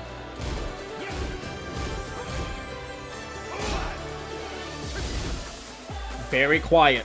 It's all about backdashes here. Yeah. Like, Shadow utilizing the backdash is neutralizing the normal Feng Wei isms, but Black hasn't been doing this quite as much. Yes, this is the pressure that you need to put on, because now you have to deal with Shadow time. He's ducking under your back four string. He seen it coming. Okay, PhiDX combo number 14. It's fine. Everything's fine. He cleaned it up. He just needed one hit. He was able to find it. It's fine. Everything is fine. Todo está listo. Ooh, man. Joe Crush versus Ishan is happening off on the side, as well as PhiDX versus Kazama for loser's side. Can't wait to see how that turns out on both of them. Y'all, it's been a pleasure. What was that noise? It was me, timers. I'm sorry. It was... So sorry. What timers? What was that noise? It was me. He asked what was that noise, and I said, oh, I thought you said meat timers. No, I was like, you got a timer for your meat, but the name of the person that you were addressing was Big Timers. That's crazy, bro. Like, you're adding these two things, and it just makes a completely different equation. It's not my fault. Listen, that happens in math. Okay, that happens.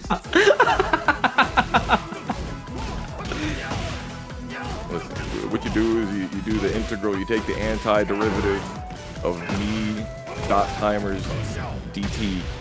Anyway, forget it, bro. Just add all the meat. Damn, nice walk. Back 4-1. We finish? Ooh, and he charged it up. You don't get to see that a lot out of Shadow 20Z's arsenal, but he decided to full send it the first time he did. Ah, the Sky Slash Nova. What's that? Got plenty of Starburst. Oh, that could have been a launch. He was ready for it, but not the second time around. Nice fish hook into, a couple of damage there. Yeah, I love that they have kept that convert in and like kept it optimal. Not make it so obsolete. Fun to watch, seeing those old things. Heat dash +5, Shadow 20Z, not perturbed, not worrying about ducking low. He's just worried about moving. Again, the timing fine for Shadow 20Z. He is literally the clock against Black right now. Yo, put the sanctimonious spin on it. Sprum diddlyumptious on the combo. What do these taste like?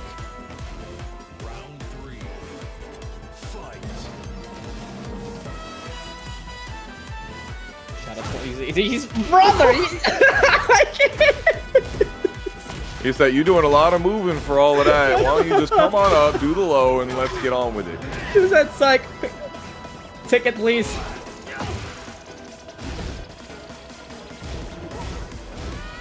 Brother. with the Sky Slash Nova again. Shades of Atif. We've been seeing a little bit of this.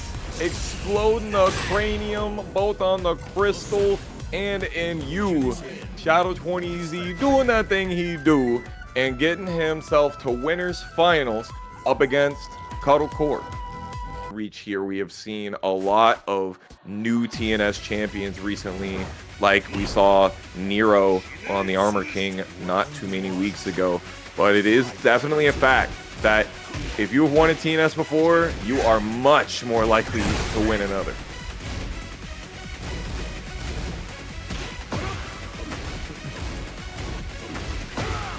Oh man, slow pokes, but a big confirm there out of Trunkiez. Just waiting for that timing for that standing 3 to hit.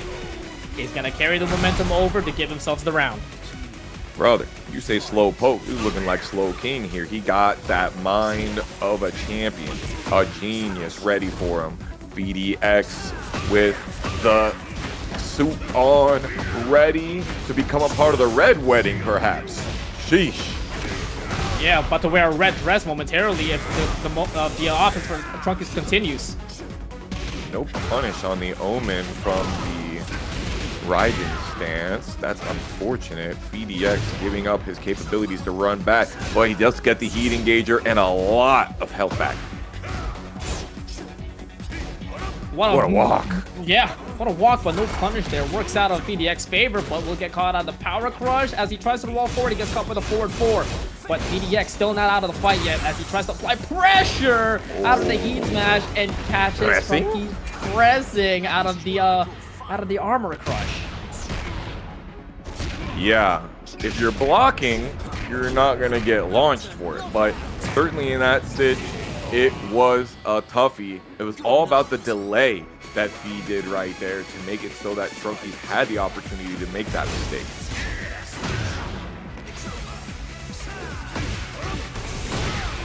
Right back at you. Into guaranteed combo starter here for Trunkiez, going straight for the neck and taking 50% health out of PhiDX, but doesn't take the lights out just yet as he's able to find a counter hit out of his own side. But the namesake combo works out. What? Goes for number 15. It must be nice. PhiDX narrowly escapes getting wall blasted on. And it's 2 for 2 with that interaction. Trunkiez got splatted up on the wall. Letting his guard break, but not letting his guard down. One combo here for Trunkiez can definitely do it, but the down for 1-2 is going to give PhiDX his second round. Trunkiez had some unfortunate stitches there, but look at the patience. Double backdash sidestep was ready, even after so many of those, to get the Electric Wind Godfist punish. Love that, and finishes his plate. I got a guard break of my own, but the flash combo is gonna give me a wall explosion into a full-on combo. Sidestep 2-1 for the dash to give himself a coast to coast. Oh, no duck under the second hit. That's fine. Got some punishment from the broken plates. We break that. Do not let yourself with the back to the wall. Excellent. We have Warrior Instinct on deck. It's the win condition. Can he utilize?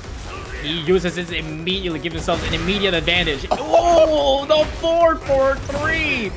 A huge roadblock there for PhiDX as he tries to dive in to open him up.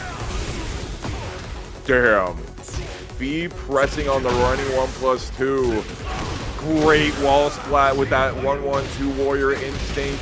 Huge amount of damage, 81 even. You gotta expect a hell sweep mix here, right? Oh no. 30 seconds though. He's just gonna wait for Trunkiez' heat to run out to activate his own. You know what? I'll do it for you. I'll run my own heat. There it is. He does run the hell sweep mix.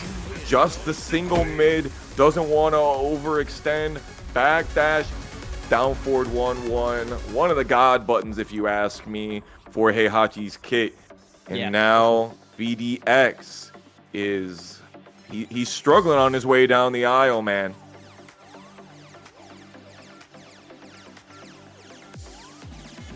What is the answer here? Chad, I want you to know that before this tournament, I brewed a cup of coffee. And I thought, you know, if ever I need a little pick-me-up, if the matches are getting a little stale or something, you know, I'll take a sip and I'll perk right back up. Not necessarily in the slightest. Oh, I love this. Pappy came to play and came to give the wipe away. I love this suit. Beautiful.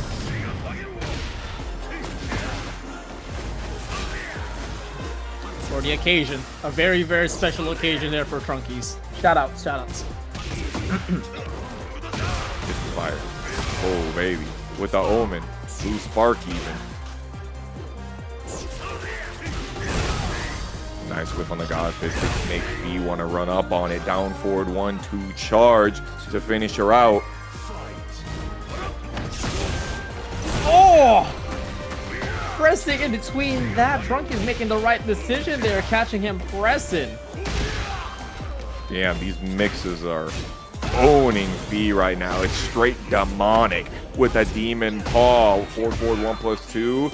Does not get the full cast down forward to pick up afterwards.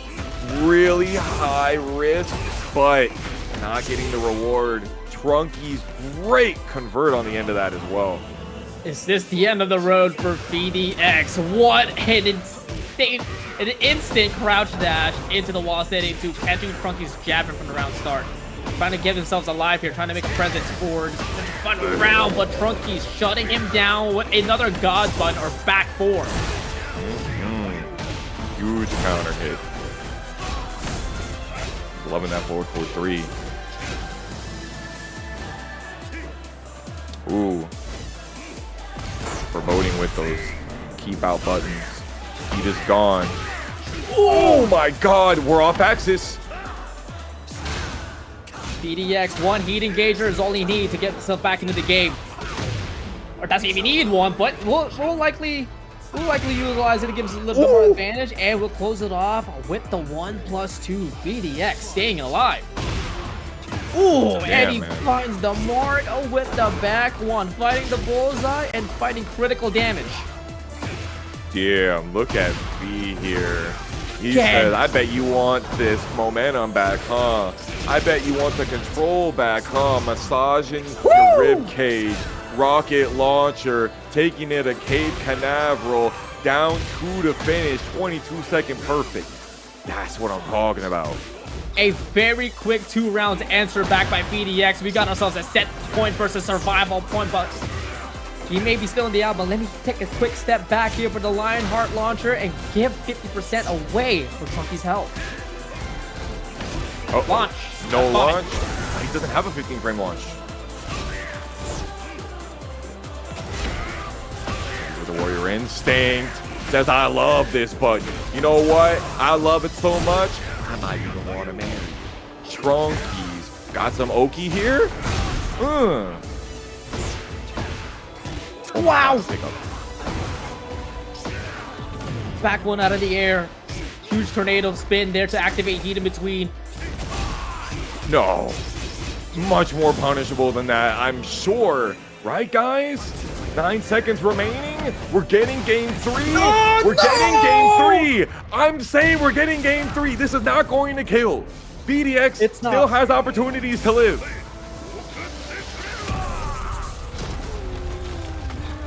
PhiDX has to dive in now. Kento, where are you? Oh, into with the demon scissors.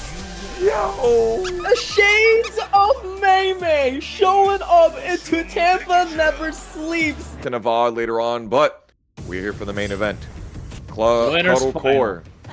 Yes, ma'am. Shadow 20Z. Yes, sir. Let's cook. Immediately AOPing under the running knee to get ourselves engaged with heat.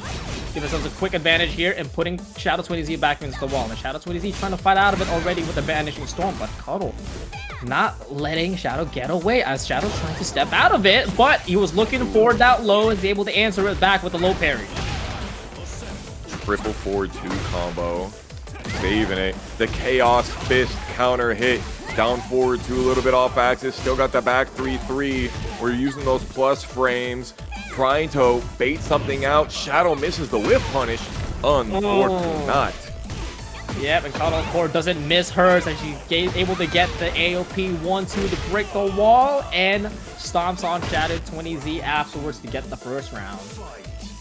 I already see them playing each other differently than they would play other people. For example, Core got that heat engager, and then she started with X marks the spot after heat engager. And I'm like, I have not seen you throw that button out in months.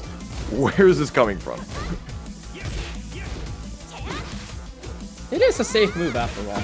Nice step. Once again, with sidestep Italian pistons for Shadow 20Z. Doesn't go for the heat versus regardless of the high side wall splat, but restarting the combo with the Beyblade spin. Yeah, brother. Would we like to finish it though? Down jab makes the throw attempt whiff in the back 4-2. Sheesh.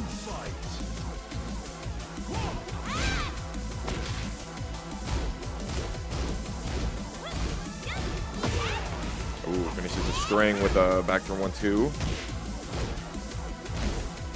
Shadow being very patient here. Oh, no launch out of the elbow, but that's all right. Though he's able to give himself Starburst and immediately using it on the charge up. He said we take those. Ooh, the burning core. Back 3. A great option versus the AOP. I think Daystri says that that button just basically shuts AOP down completely. Which one? Back 3. Yes. Claudio.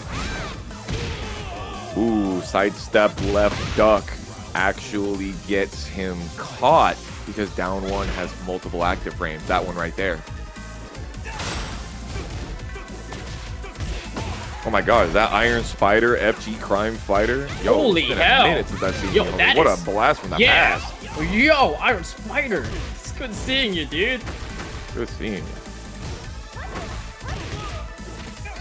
You never leave break that, that. PC. Oh, stutter there. No big deal. Ground slash Nova. Shadow holding back. Just chill. Core lets the heat on. Lets it burst. And sheesh, Shadow just getting blown up by the high leg. Not bad, not bad. Core ready for this matchup here and really catching on Shadow 20Z's timing a lot. Taking advantage of Shadow's composure. Taking advantage of his patience, I'll say. Notice both GOD7. For those of you that are wondering, yes, this is a first to 3. All of the matches that you will see on stream from this point on will be first to 3, including Looter's semifinals, which will be right after this one. Not sure who's going to be playing in that just yet. Black and Trunkiez are fighting. NOMAR and Sergei Strokinov are fighting. We will give you more updates as we have them. And realizing Claudio was definitely not it. An early switch out for Shadow to bring the Zafina in to Tekken Never Sleeps. Got that elbow. It's giving I Dream of Genie. Just a little too far there. Or the 4-4-1 there. Shadow making some good options to keep Core on the wall here. I like the Zafina pick a lot. He has a lot more control, I think. At least right now. Oh no, doesn't get the guaranteed follow-up. Wrong button. Oh, and the right timing for Shadow 20Z. Shadow Claw to start things off for the combo. Back 1. Almost gets to the wall. Very close. Step. Excellent sidestep. The Anathema. The Miasma Bearer. Down forward 1. Sorry, down forward 4-1. Beautiful wall splat. Great combo. Woo! Good punish there out of the hop kick. That wasn't even in the air. That's just straight raw damage. Scarecrow shimmy. Catching Core trying to press after the Scarecrow stance transition.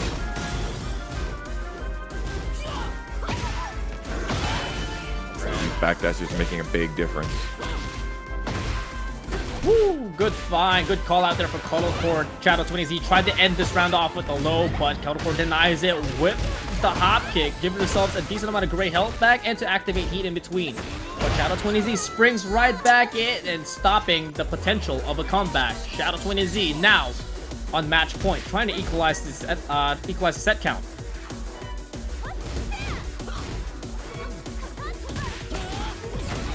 Got some punishment. Yet another. The last 3 of those miasma bears have hit. Down forward 4-1. He loved that button. And man, he's got a red dot scope on that thing. Wow. Sheesh. Kip up denied for Shadow, and that's one way to get themselves back in the game with the right switch into a no round round. Brought out the Egyptian god card, huh?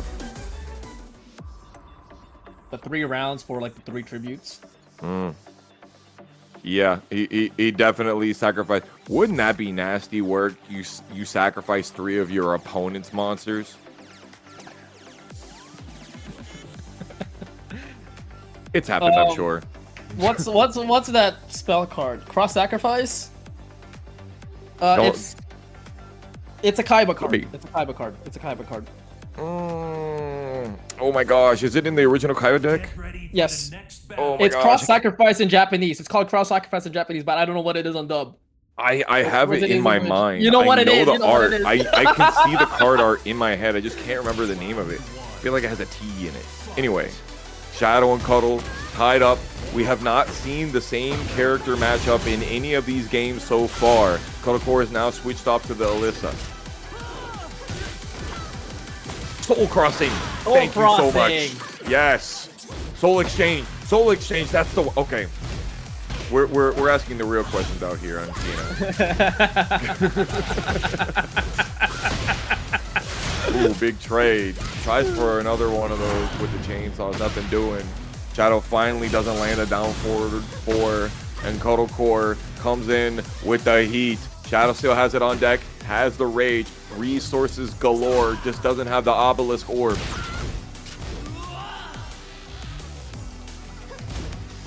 Nice block. What? No, As it used to be.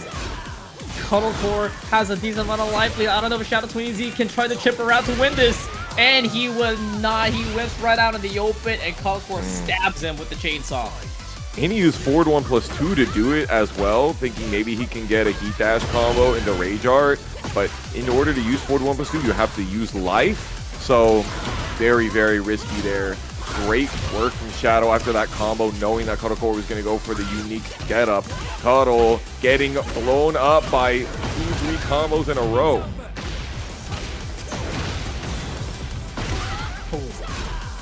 Sleeps on the pixel. Uh-oh, chance for Cuddlecore. She finds an engager, able to get a decent amount of health back and finding an opening with a destruction stance. It can be a good combo damage and good revitalization.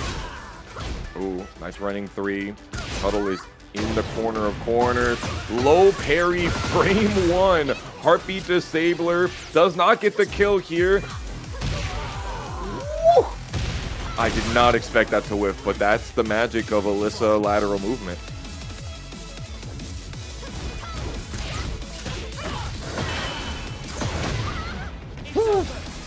Tried to activate the Power Crush or a Heat Burst. Regardless, it got denied for Shadow. Now he's got the Obelisk Orb collected in his hand, ready to use it as heat running down for both of them. You gotta be careful. Oh my god. If that was blocked, would have gotten something perfect, but excellent whiff punishment from Cuddlecore. Getting this combo. Destruction stance doesn't get the extra on the wall. Oh my god. If they had got wall standing 1-2 there to be able to get the rest of the combo, that would have been crazy. But Cuddlecore kept it clutch. Clutch full core. Dude, that was an insane sequence. Cuddlecore was just finding all of the targets, man. Everything. This just in. So far, excuse me, all of the sets that were first to 2 in our top 8 went 2-0. 2-0 Cuddlecore over NOMAR. 2-0 Shadow 20Z over Black. 2-0 Trunkiez over PhiDX. 2-0 Sergei Strokinov over Joe Crush. 2-0 NOMAR over Sergei Strokinov. And 2-0 Trunkiez over Black. So we'll see Trunkiez and NOMAR in loser semifinals.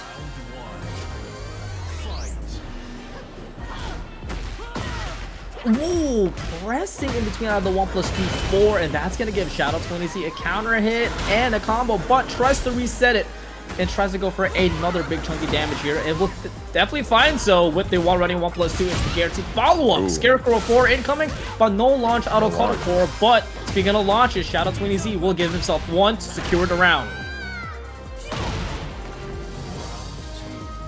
Dang, lifting the leg up on there. Back 1+2. We spend a little bit of health. Cuddle does away with that. Already 30% gone from her life bar, and we don't see Heat Dash. Not yet. But we were able to see a back turn launcher here for Cuddle Core with the hop knee. Activating Heat for an extra wall carry. Ooh, good challenge there for Shadow20Z with the wall setting for out of the chainsaw sweep. There's the Heat Dash from the forward 1+2. We're ripping the down forward 4s. Spend the Anathema +4. Whatever you thought you were doing, jab. Cut it out. It is now survival point here for Shadow20Z. Called out the standing for round start out of Cuddle Core with the wall setting launcher. This is going to be a huge advantage here for Shadow.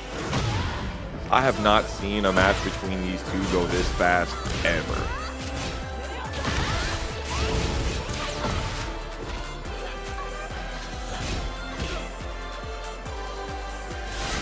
Shadow with the Anathema does not finish with the Heat Smash 12 framer. 3-0. We're back to back in. I think that's 3 no-round browns in a row. Correct me if I'm wrong. Yeah. I would agree with you.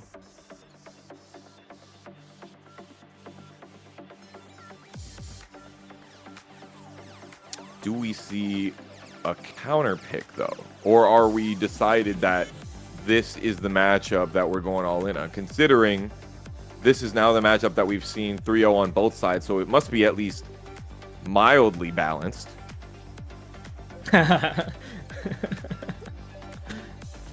ready for the next battle. There it is. We're locked on the Elegant Palace. It could only be the Elegant Palace while you're out here with me, Spirit. Please don't say it. You're elegant and I love you? I don't know. What am I not supposed to say? I'm not saying it because you're gonna say it. Okay. Ooh, nice. Got over the low there. Just in case you want to use the down forward to get me out of the tarantula stance. Good option. And we're seeing it consistently from Cuddle. He said, I don't give a damn if you jumped over me a second ago. I will do it. Whew. Forget the down jab. Shadow20Z ready to call that out too.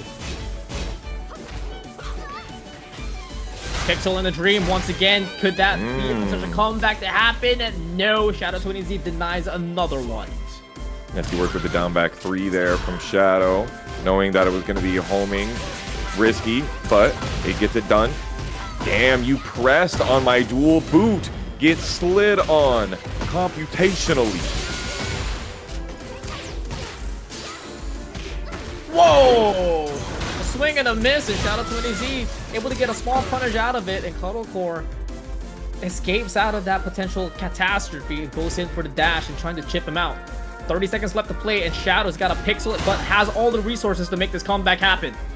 And he can still use these moves that spend life because he doesn't have enough chip damage for it to matter. Lost the last hit with that big push. Cuddle Core evens up the round count here in winners finals. J-Bat, you stay quiet, bro. Down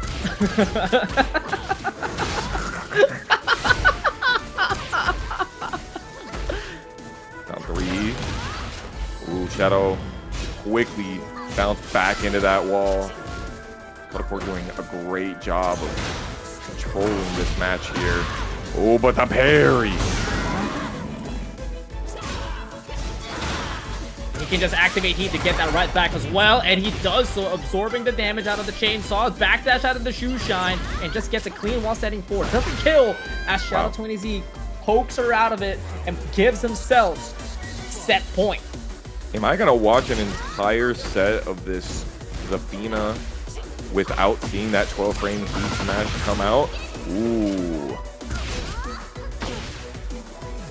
49 damage for Heartbeat Disabler is rough. Guaranteed on the sidestep 1+2.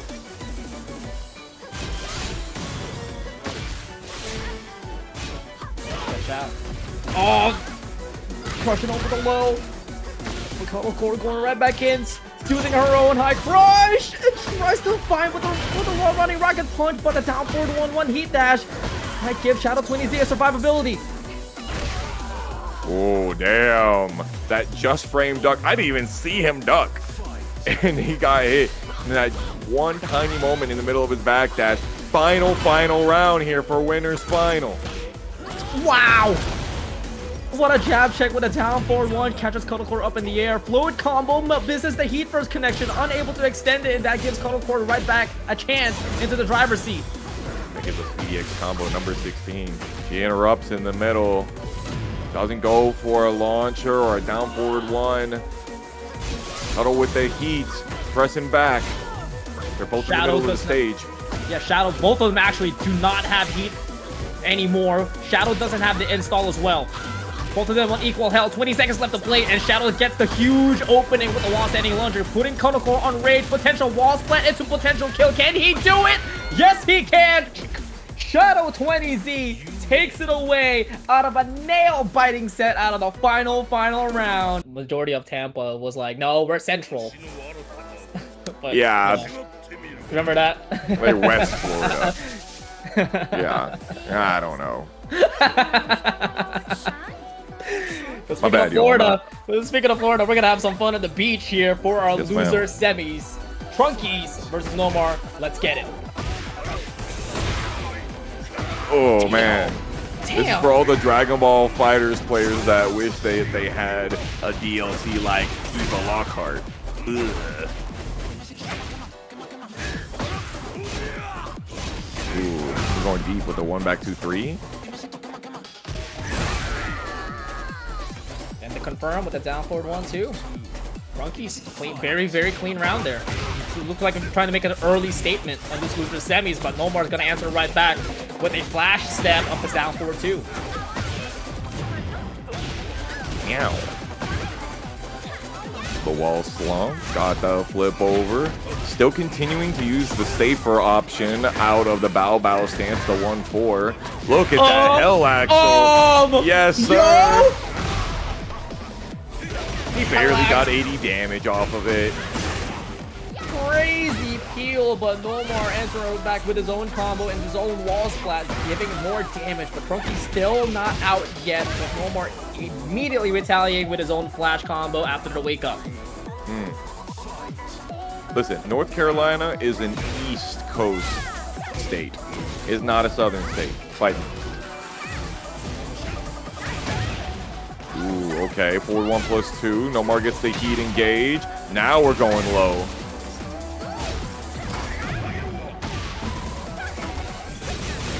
Got 3 stocks up for the Warrior Instincts. Down 3 doesn't kill, but the down 4 will do. With the perfect to add a little bit of spark from NOMAR. Not one down forward 1-1 more. Got the forward 3 into the guarantee. Oh man, NOMAR wanted that hop kick bad. What? Just openly whipping right in front of NOMAR as he rolls out of the way. Able to get an engager punish, but unable to get any follow-ups. Trunkiez taking advantage of this situation and applying pressure, leaving NOMAR stunned. We are going to final round for game 1. Remember, this is indeed first to 3 here, so we got plenty of action. Up 1+2 gets that needle focus in the middle, but Sabaki to be able to turn it back around is anybody's game. Whew, and very much is whipping the double devil palms and NOMAR punching it with a big launcher. Classic stuff. Running armor. Ooh, let it rip. Delays. Warrior Instinct still in there.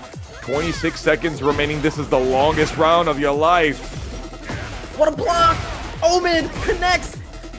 double sweep, but doesn't get a down jab for the punish. 15 seconds left to play. One combo for Trunkiez will do, but Nomar's got to deny with a forward 2 into the Yoga arms. And Nomar gets the first game up in the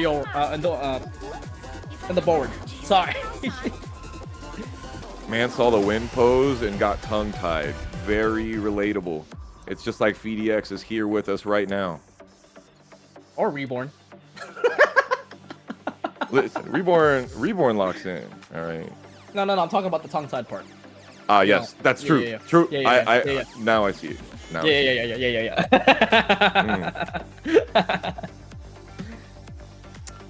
Okay. Pretty back and forth. Yeah, I would say so.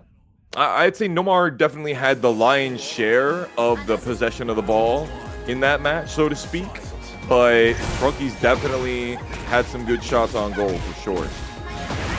Tam immediately challenged after the down forward 1 whipping, knowing that he had to do for the down forward 1 too, and Nomar had enough room. Yeah. Damn, that forward 2 is just... It makes such a difference in Miary's gameplay.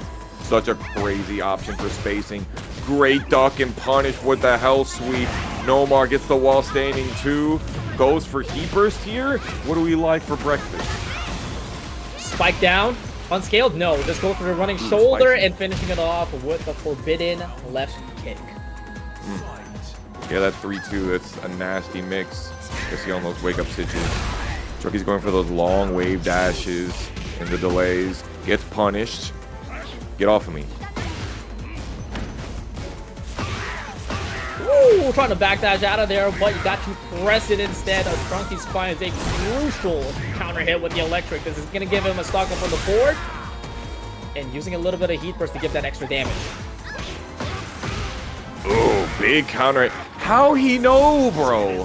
He saw the counter come up and had enough time to back to 1+2 after. Sheesh.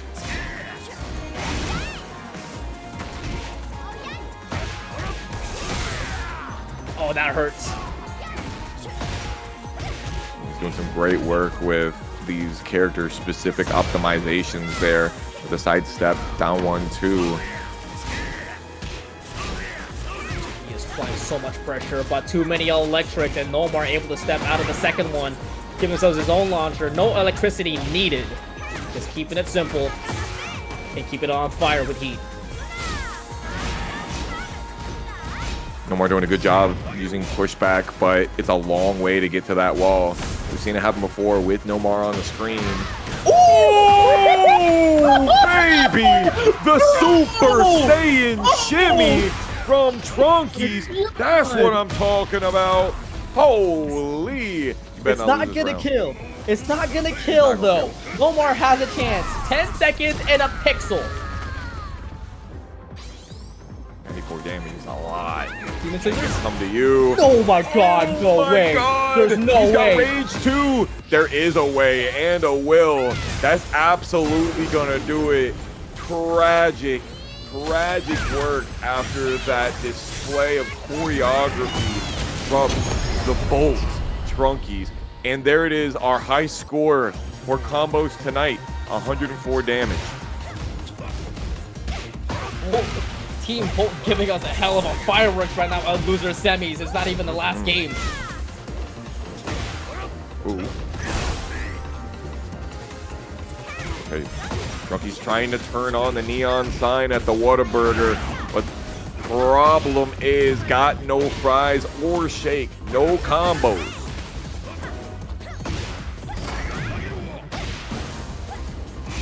Just going for the straight sandwich. It might be enough, but will it be some? It may be enough, but is it sufficient? Gonna see if he got that meat. Now 4-1 charge 2. 4-4-2 again. Says get off of me. Nomar with the down 4-2 gets blocked. Back to Nooch. Electric. Oh, that could have been an electric with punish. 5 seconds. I don't know who has the life lead. Definitely no more now. Definitely no more now. I don't even know anymore. Both of them are slugging it out. Trunkiez able to catch NOMAR up in the air, stopping the time with the Rage Art, and this should guarantee him the round. We like that. We need more games. Trunkies literally just do that. Backdash. Excellent work. Round 5 for game 2. Another final round here. You heard me. He has to, like, I gotta activate it now. Warrior Instinct for Trunkies. NOMAR staring at that screen, waiting for Trunkies to make a mistake just like that. Oh, whips out the Dragon Spread, but NOMAR a little too late on the punish, but he does find the confirmation with the heat dash into the guaranteed shoulder, and finding the confirm out of the back 1-4. NOMAR. Very, very competitive set there, but he's able to extend the lead 2 games to none. I'm so glad you guys are enthralled with the matches that we have today and not a debate on whether or not a certain state is in the South, the East, the Northeast, or the Midwest. I'm glad you guys are staying on topic. Y'all would be in detention if you was in my class. I'm over here like Captain America showing up. So you're in detention. So you couldn't stay on topic Yeah, in you Twitch could- chat. You couldn't get the continents right. You couldn't find out what regions they are. I think that there is not an objective count as to which one's in the South and which one's not. Anyway, Medina, We're what didn't back. you do, bro? that's true. That's Yeah. the real question. What didn't you do? Oh, what you didn't do is that you didn't dunk the 4-4, and Trunkies is able to just get that huge round dunk. start advantage. Thank you, 3. Ooh, Trunkies tries to space and trap NOMAR immediately with the big tail. Open it up already. Trunkies out of the heat in 20 seconds, but trying to stop NOMAR from using his. The alpaca disappears, clipping into the wall.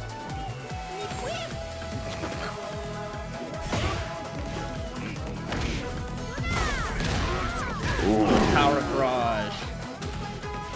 He hasn't been really using that a lot out of game 2, but I think he's realizing that there's going to be a really important moveset there. But talking about important, that's the tried and true double electrics with the sidestep. What did he try to kip up? Gotta keep up. Can't be doing that. I didn't even know that was gonna tornado. Today I learned. The more you know. You learned 2 new things today. Gabbing.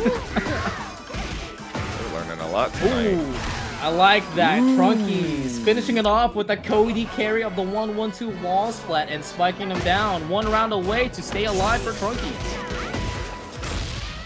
NOMAR doing a great job with punishment. Breaks the armor with the throw.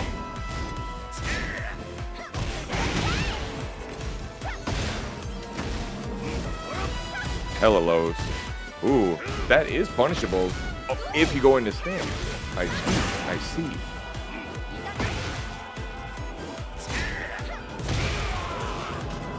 Three, 2, all reliable, keeping NOMAR alive. We got ourselves another round. We're down for 2 challenge that time for NOMAR. But, talking about down for 2, he's still playing that perfect keep out spacing with it. You had to say something in chat. Somebody said, and not a single wall break. What a match. You had You had to say something. It's your fault, Avalanche. Thank you for the call out of the name. I literally couldn't read it because I was too colorblind. Yeah. It's such a dark blue on the black background. NOMAR is getting bodied by this back 4. Ooh, we got the charge move coming back. It's been a minute.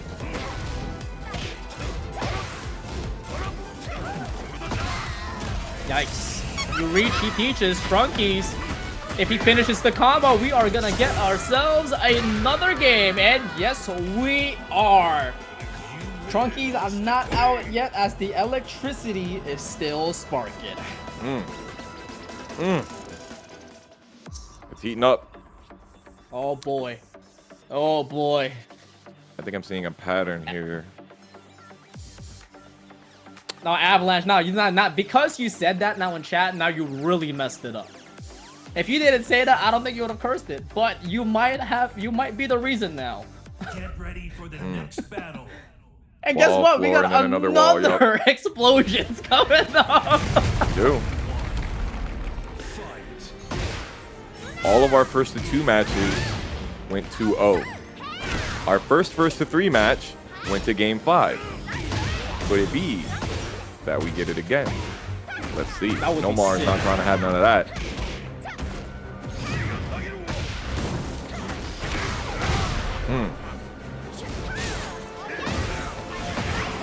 Damage into the sidestep too. Trunkiez got caught ducking. Got caught doing the down jab even. While standing 1-4. Okay, Nomar does not heat dash. Hell sweep counter hits, but he committed, so doesn't get combo. Whoa. That was interesting. Poor Jump one. jab. Yeah. Shout out to our boy. I can't tell if these down jabs are down jabs or if they're electrics. Nomar with the punishment on the whiff though, locked and ready to go. All right. 3 chances for Nomar to meet Cuddlecore at loser's final. A whiff of a heat burst out of Trunkiez, but only punishing it with the 1-1-2. I like this smash here. Damn. The Twitch duck under the down forward 1-1. Nomar is ready. Oh! Not Ready to punish. ducking. Yeah. Yeah, both of them weren't ready for that. 30 seconds has passed. Forward 4 counter hit, able to get the guaranteed spike up. Good punish with the 3-2 by Nomar out of the down forward 1-2. He has a little bit of advantage, but he's gonna play the spacing game. Oh, careful here. Yeah, that backspin situation. 15 seconds. Grimy. Ducking, got caught. Nomar has 10 seconds seconds remaining. He's getting hit by these lows. He wants the hell sweep counter hit. Not happening. 5 seconds in. He's trying You to can't put just on play- some of that extra. He doesn't dash forward enough to be able to get those lows. If he just went a little bit further, he would have been able to catch those toes of Nomar, and he denies us a game 5. But what a Yeah, because she used Alisa before Yes. top 8. And then she Yes. brought up the Ling in top 8. Seems like we're gonna stick with the theme here for Cuddle as she sticks with the Ling Xiaoyu against Nomar's Miary. Loser's final. Let's go.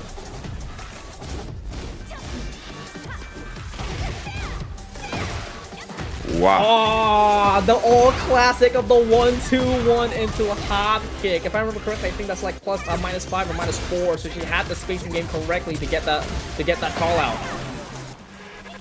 Classic indeed. Okay. Oh man, I made myself sad. Why'd you get It's all hit? good.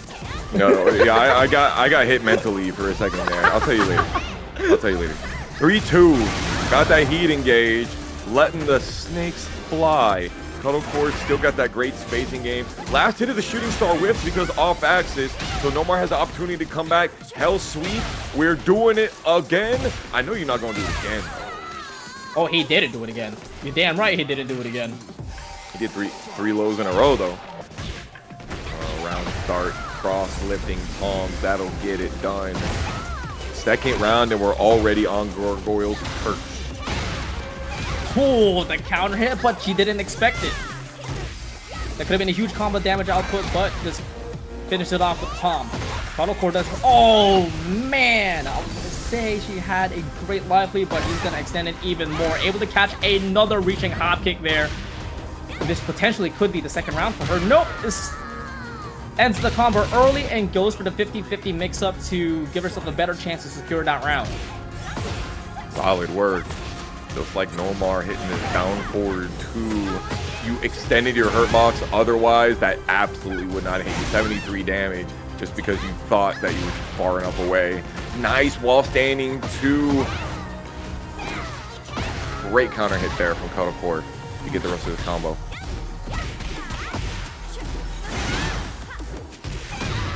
Sidestep right AOP, getting engaged with heat. Just like what you said earlier, she's still starting to doing moves that she's not the normally does. X The X marks the spot once again.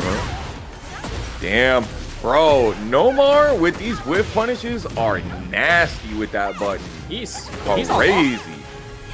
Oh, he doesn't want the heat. That couldn't agree on it with himself. 2 times he could have had kill. 3 times now. 7 seconds remaining. Do not allow Cuddlecore to come back here. No duck on the down forward 1-1. 1 second, and that's not gonna do it. There's Nomar just holding back and staying alive and getting the lead for game 1. 2 rounds up to 1.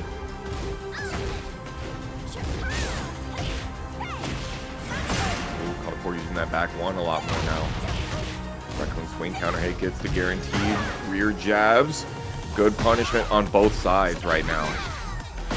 Able to get the micro dash as well with that Raccoon swing pickup. Cuddlecore trying to find herself back into the fight here. Actually now has the life lead and able to get the Hypnotist Heat Smash connected, and we are going into a final round. Mickey Mouse ass Heat Smash that leaves you in standing mix after. And now you gotta mix again. Good punish.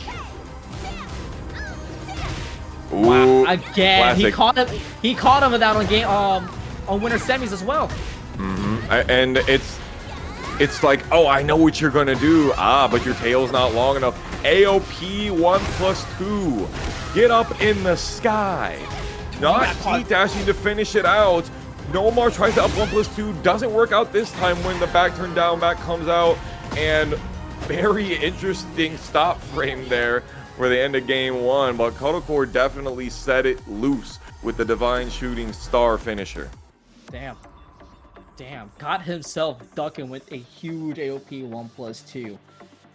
That was a pretty good comeback there for Cuddlecore as she was down 2-1, but I gotta point out the fact, I like that both of them are kind of playing with the same idea and the kind of the same spacing, as Nomar is like using down forward 2 as a keep out and really catching the timing a lot from the previous game, but also Cuddlecore is like utilizing her own keep out with the hop kicks.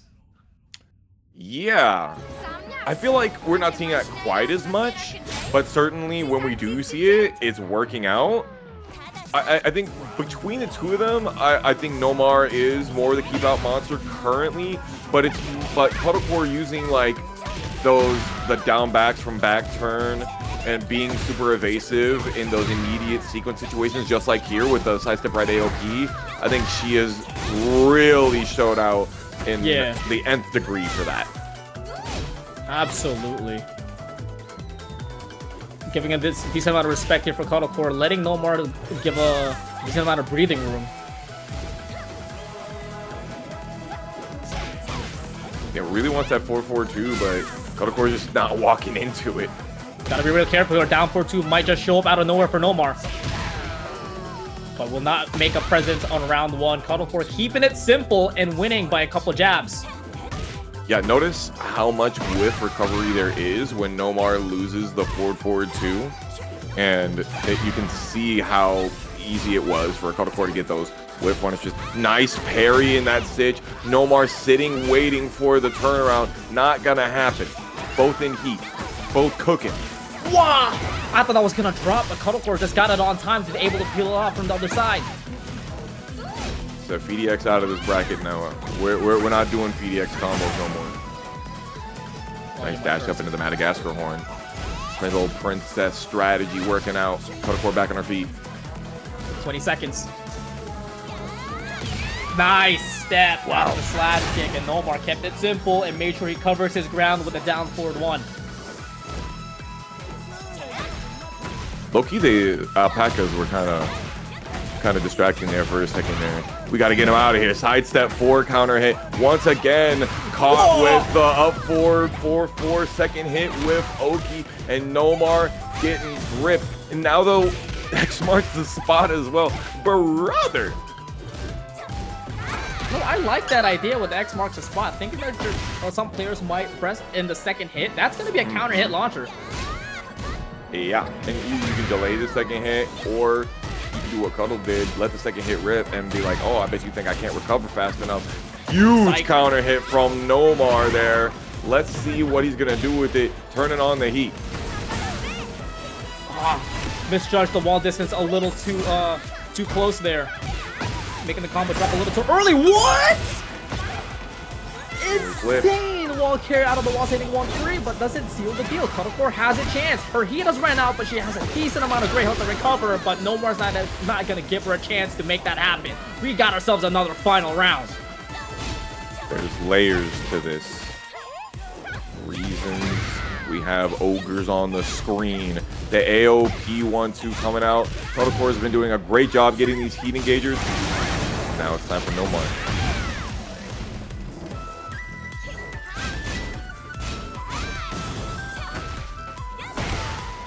Ooh, didn't get the launch for that counter hit. Lucky for NOMAR. Wow. Another perfect spacing game for the hop kick. Cuddlecore is in NOMAR's head with those, and purposely dropping that combo to get the unscaled sweep to secure the match. Cuddlecore is now up 2-0. Looks like Spirit, he heard you. Maybe this could be the big change, and we're on the classic Tekken 3 fit. Oh, it's been a long time since I've seen NOMAR's Eddie. In a minute.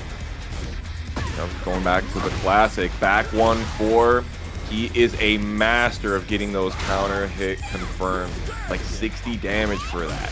No duck under the wall standing 1-3. I'm gonna give us a reminder here. NOMAR, in his rookie year with Eddie in 2024, his first ever Evo, he did eliminate Shikarin, which was the Evo Japan champion at that time. Yeah, no small feat right there. And Victim of Ritual took them out. No, I'm thinking a combo breaker. You were thinking a combo breaker? Yeah, too many events. The hatchet kick. They forget about that one. And if you try to sidestep right AOP, you definitely would have got hit there. Nice. Great launch there out of the up back 3, but the PhiDX combo makes the comeback here at Loser's Final. Make that 16. That is indeed 16. Ooh, cartwheels. He's not allowing Cuddlecore to run her game here. Not allowing to block anything. Shooting star. He backs up a little bit. And the backdash of Eddie is also making a big difference here. Yeah. Good punish there out of Cuddlecore with the miscom thrust. She's looking pretty good right now. She tried to get the cheeky setup for the spring kick to get herself a tornado in the wall splat, but NOMAR realizing the Oki situation and realizing the spacing as well, making Cuddlecore whiff. Nice whiff punish with the lunging brush fire, but Cuddlecore puts it right back into her situation. +5, down jab. NOMAR's chance is still alive. Cross palm not catching standing. We're evading off to the side. Tries the Mirage, nothing doing. Oh my god. Switching up the sides. He's dancing on her.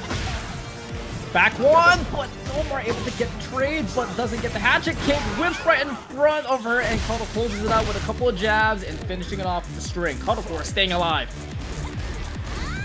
Ooh, let that string rip.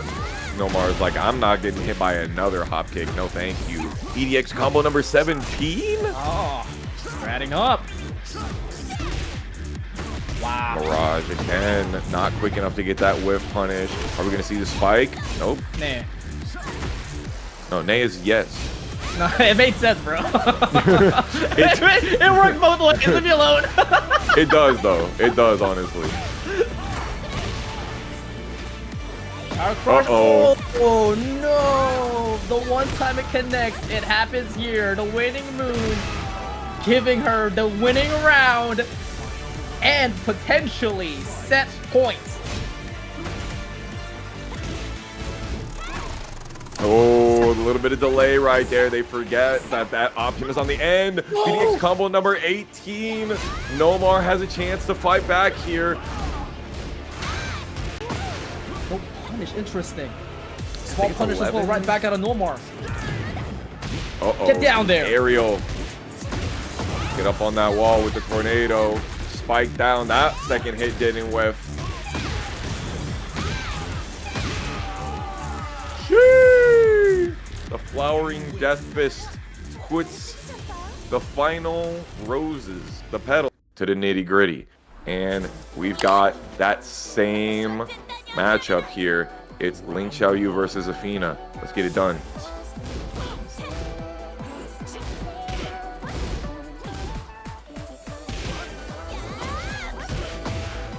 They both went for the slow buttons at the same time. Kotokore's button would just happen to be slightly less slow.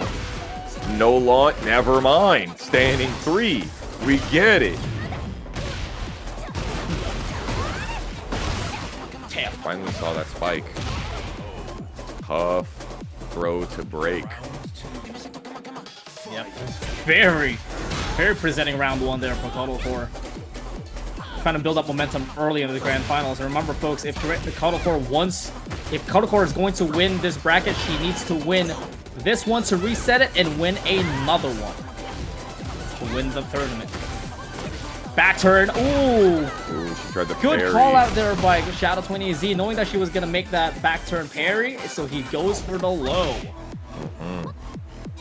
Now she does have a back turn option. That's a 1-frame low crush. Fastest low crush in the game. She didn't go for it. All right. Cuddle.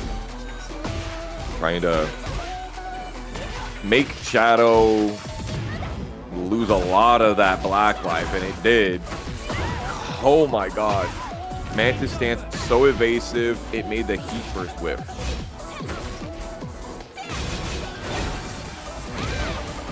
Steps out of there, able to catch with a hypnotist mid, but he's just gonna backdash out of there while Kotocore just whipping in front, but at the same time just crushing over Shadow20Z's punishes, so she's able to punish him right back. There it is, that 1-frame low crush that we were talking about just a moment ago. Yeah, Shadow with that forward 3, huge whiff. Maybe he was trying to go for forward 3 like he did right there, not sure. But Koto with a 1+2 Raccoon swing conversion. She's been doing a lot of these, like, where she finishes the combo a little bit early so that she can keep Oki right on top of her opponent. She's been doing that a lot more than I usually see her, I feel like. We're gonna see a lot more of this. Shadow20Z, wall splat, heat engager, getting all the health back, and also collecting the orb. Surely there was opportunity to get a guaranteed follow-up there. Not sure why it didn't come out, but Shadow has brought himself to where he can still eke away at this win count.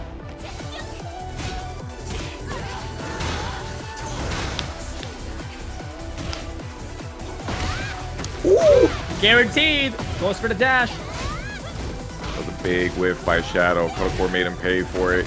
Didn't get launched, but now, just a little bit later, the cross-lifting palms come out. Kotocore gets punished.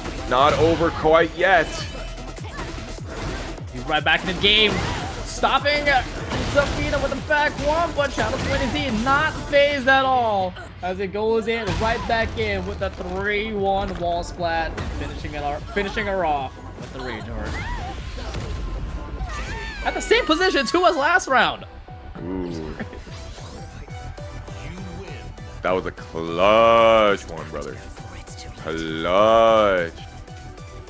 What is this custom we got here? I know Shadow typically is not somebody who runs like, oh, I'm Jinpachi, I'm Chi-Chi. He's not like a character person. Yo, shout out but to Chi-Chi. It's giving. I was going for Chi-Chi from Dragon Ball, but yeah, shout out to Chi-Chi. I don't know. This is looking like an original character. Yeah, that sounds like Shadow's MO in general. Yeah. By the way, thank all of you tonight who showed out on stream and wore your best attire for us to celebrate PhiDX's union. Really appreciate that. Big ups to the boy. Big ups to the GOAT, the man. Bro, he's not even streaming anymore. How are we supposed? We're supposed to rate him. Well, ain't that a shame? Anyways.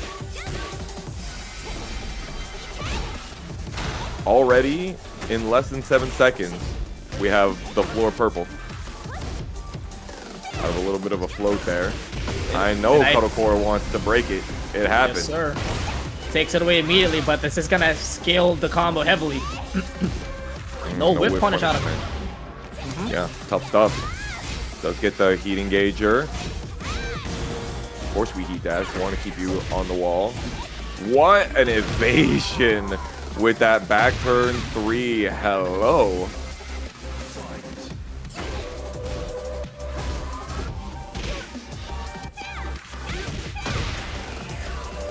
Neutral hit, fully connected out of the 1-2-1. Got that 12-frame punishment. Caught you ducking afterwards when I go into the Mantis stance, and now you're gonna pay for it. Big Mantis stance, Oki working out. Step 1, catches Cuddles, sidestep by AOP. 25 seconds left to play. Oh, no, second hit didn't catch. Delayed it the wrong amount and doesn't get the heat dash. Heat gone for Cuddlecore. Shadow didn't have to spend life on that forward 1+2, but the heat dash opportunity is gone for him as well. Oh, back turn, that's all guaranteed. Doesn't go for the Scarecrow though. Oh my lord. Cuddlecore. Oh, that's fine. Actually, that's fine. Not soft at all, like the banana muffins in their tag. That was a sick one. Yes, it was. This time the clock there, I thought she threw it all away, but it was dwindling down at the last second. Good clutch moment there out of Cuddlecore, but Shadow Twin is the answering right back. 10 seconds has passed, and 50% even more has been taken away. Another combo dropped out of Shadow, but he should be able to clean it up as Cuddlecore left with a pixel, and Shadow finished her off with a back 1. Forward 3. Shadow waiting. Ooh, and Cuddlecore doing a great AOP, and yet again getting one of those heat engagers off it. Not quite back turn, but caught you looking at it. Big risk, big reward.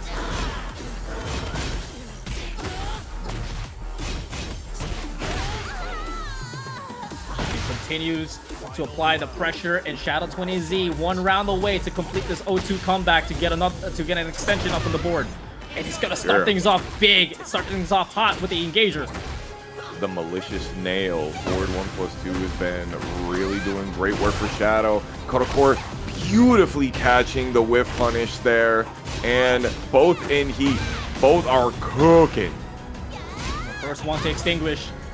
Cuddlecore though is mixing it up out of the AOP with the firecracker into the guaranteed hits out of the back turn, and Cuddlecore denying the potential comeback and getting herself round up on the board. Denying the shutout as well.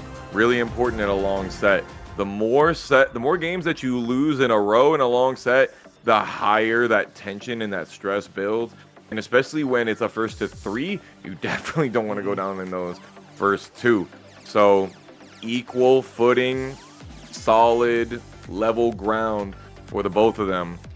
I wonder what the next stage will hold for us, because that large stage, it had both of them swinging, even though there wasn't like a lot of map advantage diff there. So I wonder what it's going to be like here in New York. The walls are a little bit closer compared with the first 2 stages that we had, and it's going to be a constant variable as well. Counter hit from the down back 2 gave the obelisk orb to Shadow. Will it make the difference? Getting put on rage very early, but Shadow 20Z has all the utility to make this comeback. I was about to say, at least he's not getting counter hit by this orbital, but quite something. Cuddlecore front flip able to win out that challenge out of the forward 1+2. Tokon knows just the right buttons to be able to catch it, even though it wasn't like a whole combo flow. Got some good Oki from it. Shadow 20Z basically has full life here, flouncing on it, spends the obelisk orb, and just sits back, lets Cuddlecore go for the full front fold out and fold himself. Good hop kick challenge there by Cuddlecore. Extra damage there with the counter hit. And doesn't go for the heat burst activation. Just goes for the wall positioning here and trying to apply as much pressure as you could. Ooh, the malicious nail again. Down forward 4-1. Nope, sorry, that's the miasma bearer. I'm mixing up my names. It's way too late out here. Tampa never sleeps, but sometimes my brain does. There goes the malicious nail with the heat dash. Huge amounts of damage already, and we're gonna get all the wall combo as well, and finish it out with the anathema. Shadow 20Z optimizing. He's feeling vengeful right now after all those malicious nails connecting, but Cuddlecore trying to let the Phoenix rise up as she connects the palm, but getting caught present by the counter hit speed for Shadow. Yeah, normal hit, then counter hit. Now Shadow's going mid. But the lows are coming. Too far away, or too close to the wall to be able to get anything more. Heat Smash comes out. Hypnotist mix, Shadow survives. Confirm. No, wall splat, but still able to try to keep smothering Shadow as he tries to step out of the way, but Cuddlecore is keeping herself tracked as well. Brother, forward. What is it, Tekken 7? Rage art time. That's gonna absolutely kill. Cuddlecore withstood that pressure so well. Those 4-4-4s, because they don't knock down anymore, they're not going to give us much reward as they used to back in Tekken 7. We got another final round.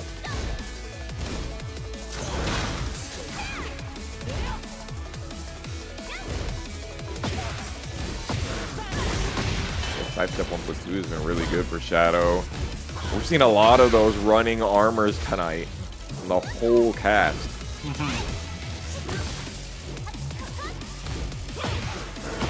I can delay also, Ducking? but catching her ducking with the overhead. Tornado spin granted here for Shadow 20Z, but the wall splat, yes, also the wall splat. Ooh, and he's still got heat. Cuddlecore does not want him to have the opportunity to use it. Oh, no, heat smash. There it is. He's trying to go for the dash, but completely whiffs. Talking about completely whipping, there's right there for Shadow 20Z with a 4-4-4, but will not kill. 5 seconds left to play, but he's not fully releasing in between the strings. Wow. But Shadow 20Z continues to go on the attack and takes Cuddlecore away with 2 seconds left to spare. Y'all are gonna blow out my vocal cords before I get to go down to Tampa this weekend, and I just cannot be having that. That having been said, I will never turn down a grand finals reset, especially between these two, Shadow and Cuddle, especially when it's Cuddle's opportunity to defend her title as Tampa Never Sleeps champion here.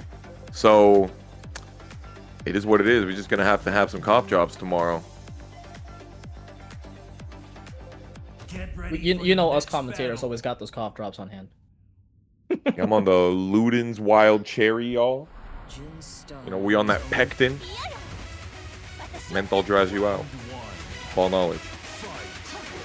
Alright, potential final game unless Cuddle, of course, able to secure this one and force a game 5. Good start here for Cuddle as she's able to find Shadow with the float combo. Yeah, 50% in 15 seconds. That's not half bad for sure. Oh God, you're lucky you didn't get hit while the wall splat. Shadow 20 is able to find a hit. Yes, he is with yet another malicious nail. Nice Scarecrow back 1+2 to stop the power crush and keeping Shadow 20Z in a magic pixel, but not a dream. I saw him twitch struck a little bit out of the hypnotist low, but immediately released that and getting caught. To me, it seemed like he was maybe starting up hop kick, but maybe wasn't off the ground yet. But I also saw like twitch duck coming out of it. Not sure. Big armor for Cuddlecore. Sidestep right AOP working out, but no reward off of it. Wow. Crazy low parry there.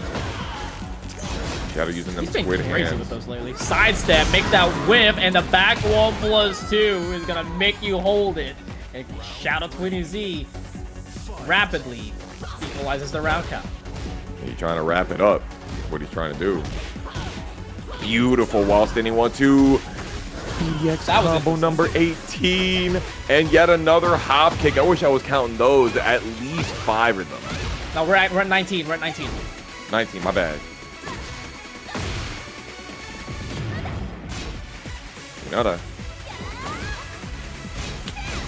That button always had the most ridiculous hitbox ever, bro. I'm still tight about that button. That wall running 3. But Shadow got away scot-free. Brother, how did she turn back front facing on that? Must be nice. Damn. Does she have like those down 2 kind of style moves that auto aligns when you pick it up from the ground? Because that's what it looked like it happened, and Shadow TOURNEY optimized it perfectly. I know what you're talking about. Yeah, they like flip you around. Yeah. Yeah, yep. Must be. Core starting out with the cross lifting palms, back 1+2, opening gambit, and then great Oki here. This could be a 3-touch round if Core can finish it out here. Closing up the perfect. Hold on. Shadow TOURNEY's got to find a heat engage to get himself back into the game. And he does so, but with a small price to pay of a trade. Core gives us tournament point versus survival point. It's hit it or quit it right now, Core. Big armor, little delay.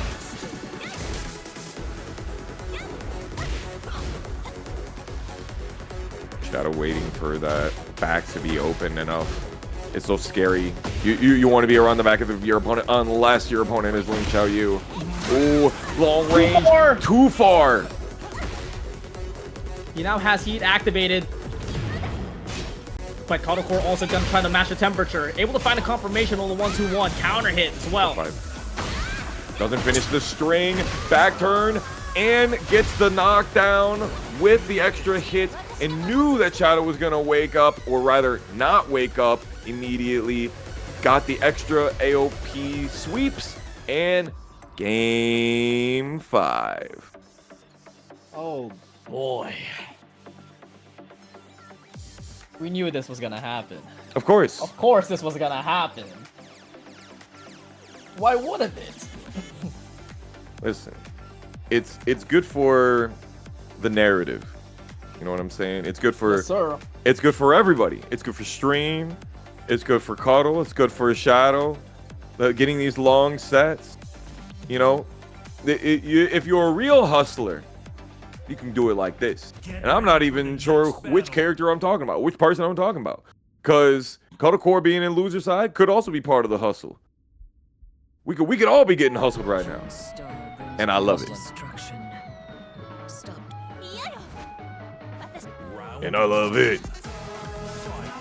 I don't care.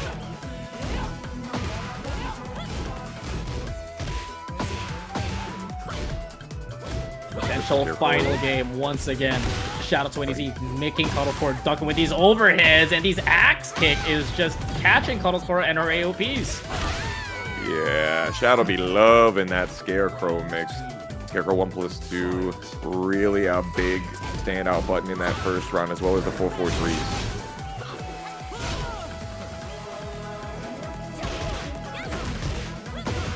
Good knee pickup. Great float with the 1-2. Does not finish out with the down forward 2 string. Shadow not ready to get that whiff punish just yet. We turned it around. You know what? That's fine for me. Yeah, that works out more on Shadow's favor, but quickly fighting out of it as Core able to get an advantage with the heat engager and finding an opening with Hypnotist mid with the dash. Damn. Shadow punishing the low with the full crouch. Trying to shimmy into the wall. You will not be delaying that string on me. This timing there of the malicious nail whip punish, but the back 1-2 is going to secure the area as she catches off Core up in the air. 3 chances for Shadow TOURNEY to close this out to become Tekken Never Sleep Champion 127. Or will Core be able to finish the 3-round comeback? Cuddle took a lot of chip damage on that armor there. Great duck under the Hypnotist for Shadow TOURNEY. Gets a great wall splat here and gets a low wall slump as well for the 89. One more combo. +4. 30 seconds. And the down back 2. Yes, sir. Gonna finish it out. Do it, man. Tekken Never Sleeps 127 champion. Welcome back to the throne, Conley's own Shadow 20Z.